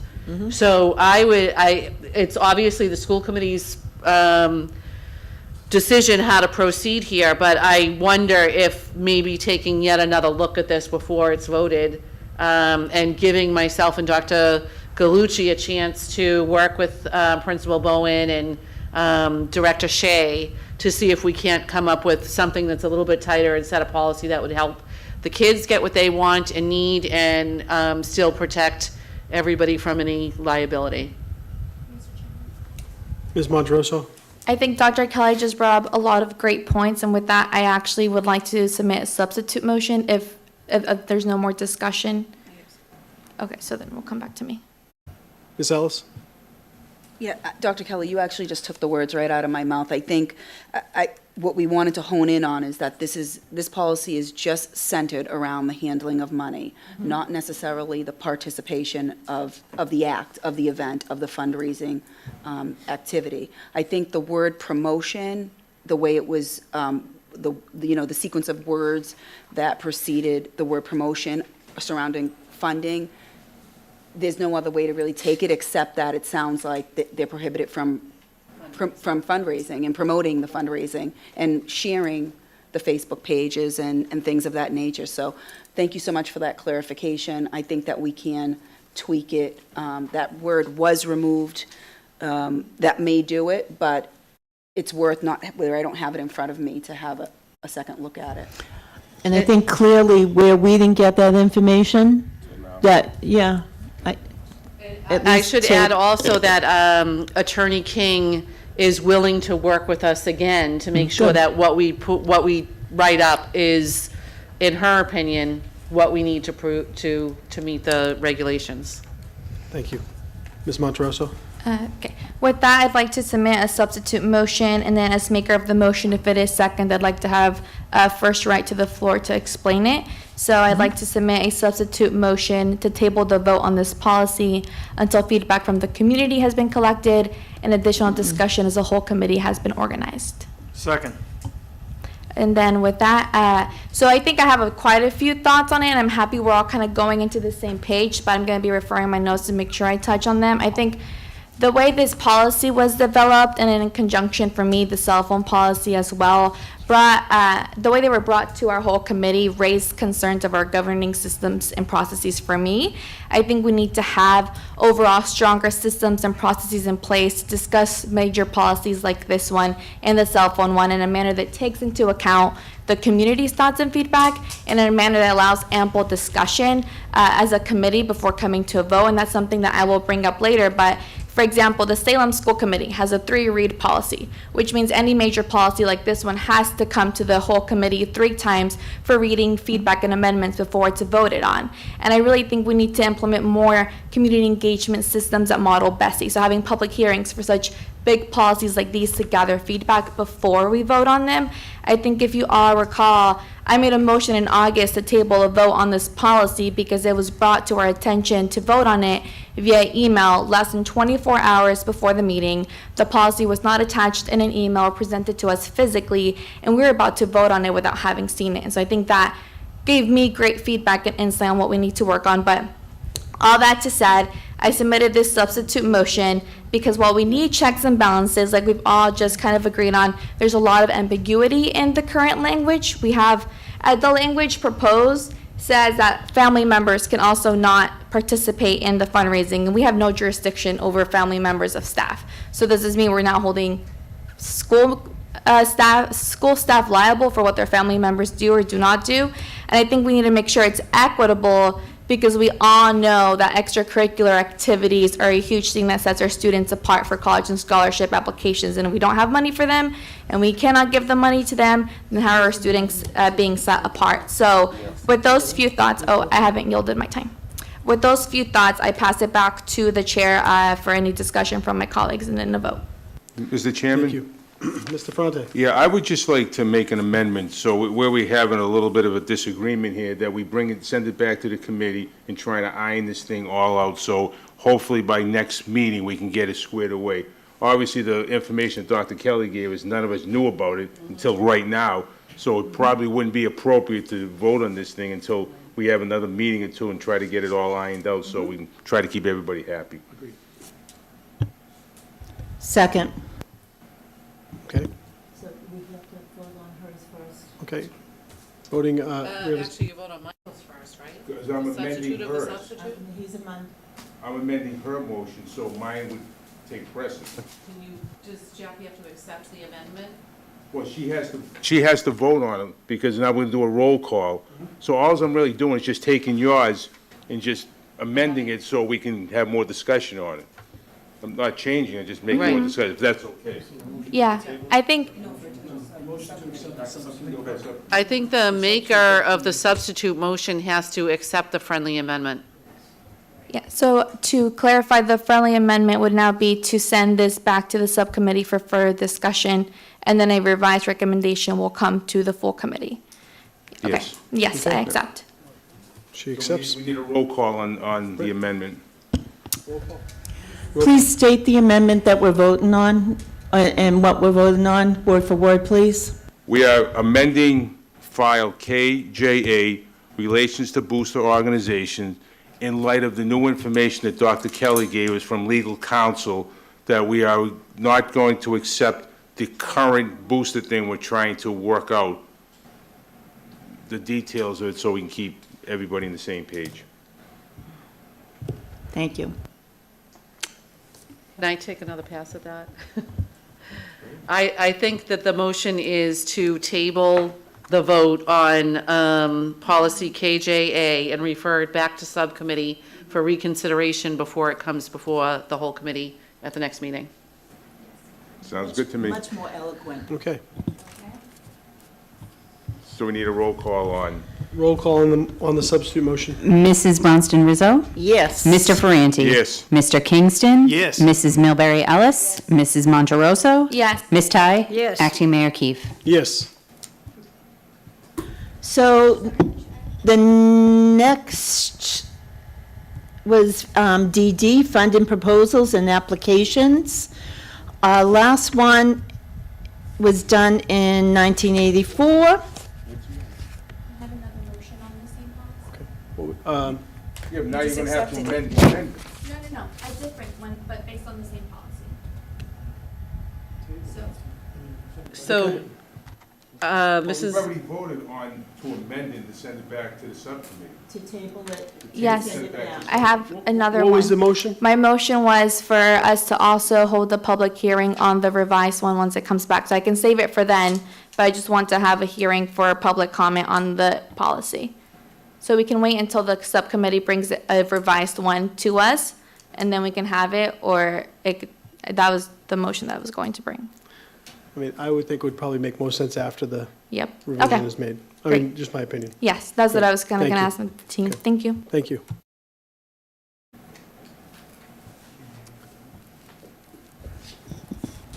Okay, DD, grants and proposals and special projects. This needs to be updated because it's not aligned with Mass General Law. And basically through MGL, Chapter 44, Section 53A, school committee approves all grants that come in. Our grants do not need to be approved upon application, but only upon receipt. And then a question came up on what is considered a specially funded project. And basically, it's just a way of delineating district projects that are specifically funded by grants. It could be projects that we are using, let's say, for ESSA funds and ESSA grants, and that money runs out, and now we have to support it. So it would be those type of grants. And then one other thing that came up was the district financial policies, and to recommend to look at it and make sure it's updated. I don't know what those are, but I suggest that perhaps Dr. Kelly, Matt Cruz, and them can look at it and make sure it's in tune. This also came out of a few different emails I have received from a parent who has gone out to Natick, Framingham, Chicopee, and has taken them all up on being fraudulent because this policy has not been updated for so many years. And this is why I know MASC updated it last year. I did not see it, and when I started getting emails from this parent, I double checked, and sure enough, just a couple of lines, and it covers us completely. So with that, I would ask for a motion to approve DD. Can I ask a question? Oh, Yes, may. Joanne. So does this new wording also require some additional budget scrutiny by the school committee, or no? No. No, okay. And then on the special projects, so with like the ESSER money, right, which we've had a lot of in the last couple of years, but are not going to have very soon. Right. So what we have to do is present how we're gonna merge that into the Regular funding. regular funding. So we would do that typically during the budget process. Is this saying that we have to do it differently? Or No, No, okay. not at all. We're doing it correctly. Yep. But the policy itself does not state it. So Okay. it gives the impression that we are not following Mass General Law. It's just that the wording has not been updated. Okay, But as far as grants and approval, we've been doing that. yep.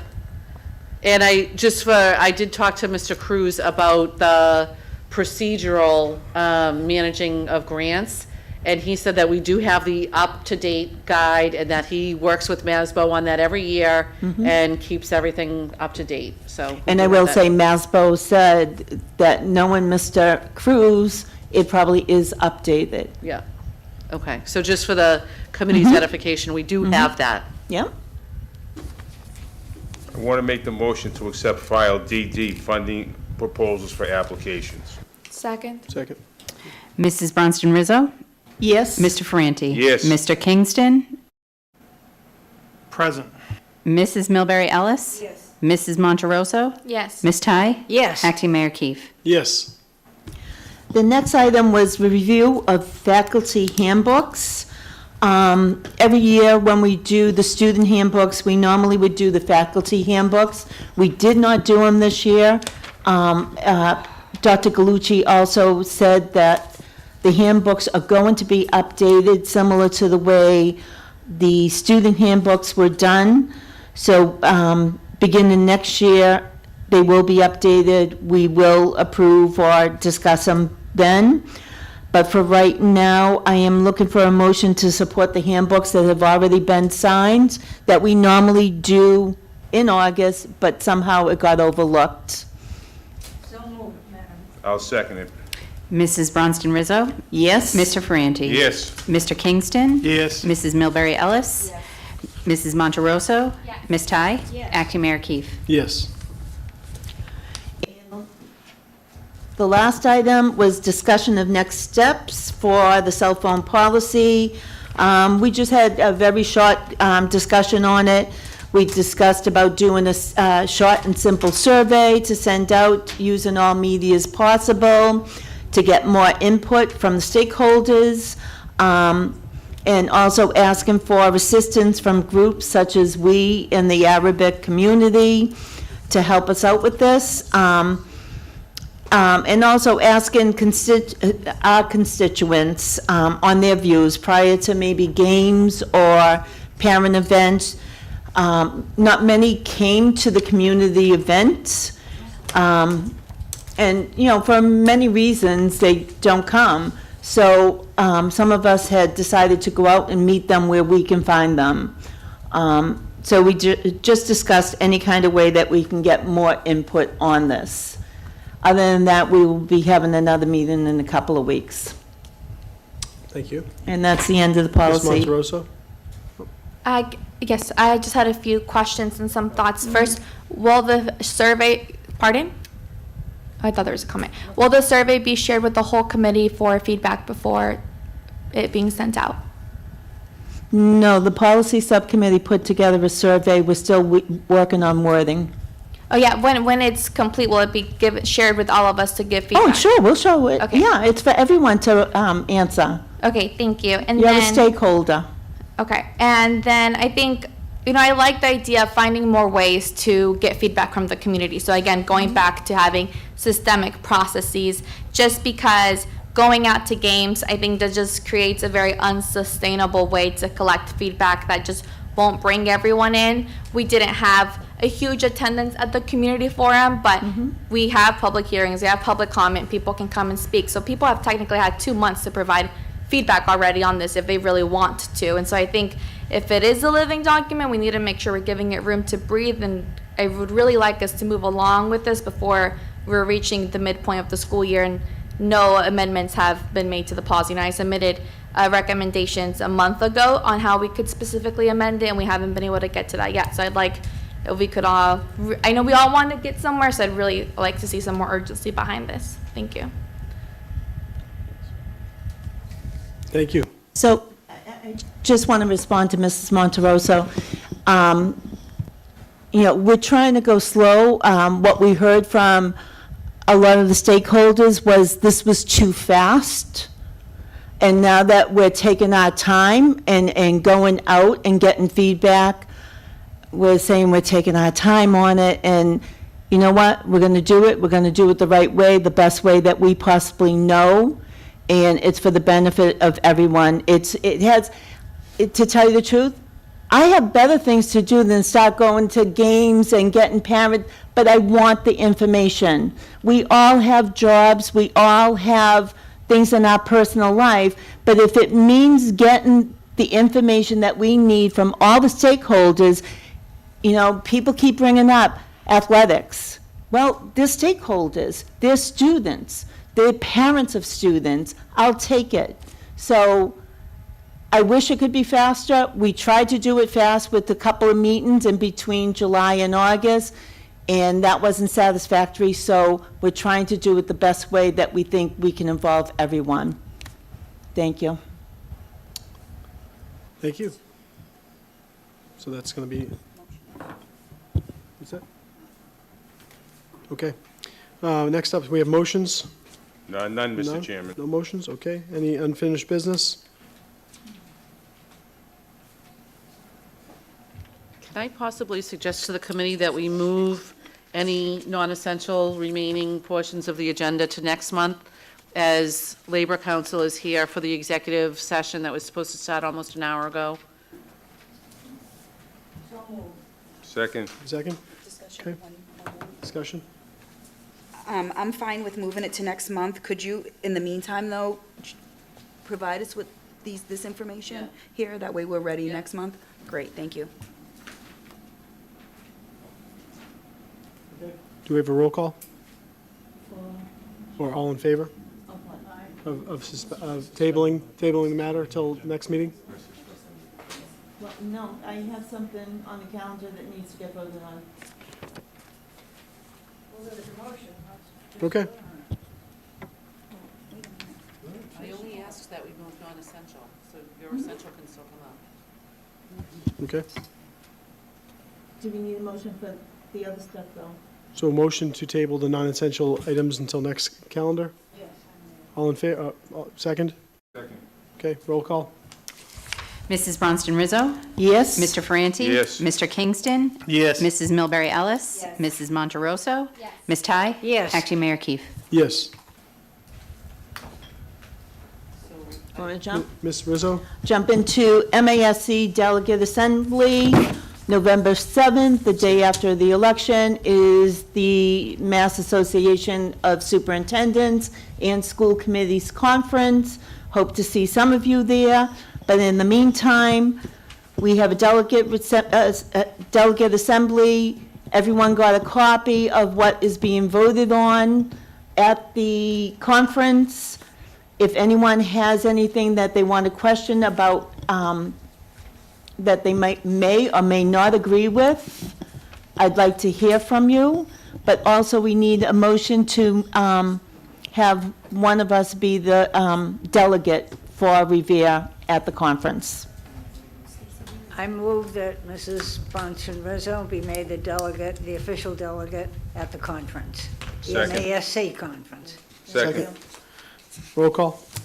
Mrs. Bronston Rizzo? Yes? Mr. Ferranti? Yes. Mr. Kingston? Yes. Mrs. Milbury Ellis? Mrs. Monteroso? Ms. Dye? Yes. Acting Mayor Keefe? Yes. And last thing, as far as the resolutions, do people want to allow me to use my discretion in the voting in case there's any wording or change? Absolutely. Do we have a first or a second, or just nod? Stacey, can you remind us where's the information on what's being voted on? In your book that you got. No, that came to me. Was anyone else? First and a second? I'll make it first. I'll make the motion. Second. Roll call? Mrs. Bronston Rizzo? Yes. Mr. Ferranti? Yes. Mr. Kingston? Yes. Mrs. Milbury Ellis? Mrs. Monteroso? Ms. Ty? Yes. Acting Mayor Keefe? Yes. Okay, we have, Motion to go into executive session? So moved. Second. we're going to be going into executive session. We have a first and a second, Yes. and a roll call. You have to say when I'm coming back, right? And we will not be returning after executive session. Thank you. You have to give the reason. Yes. Okay.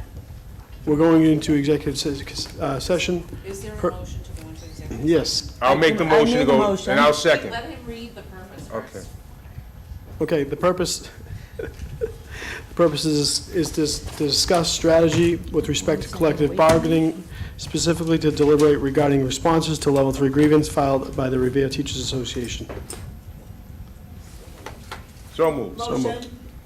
Second. Roll call? Mrs. Bronston Rizzo? Yes. Mr. Ferranti? Mr. Kingston? Yes. Mrs. Milbury Ellis? Mrs. Monteroso?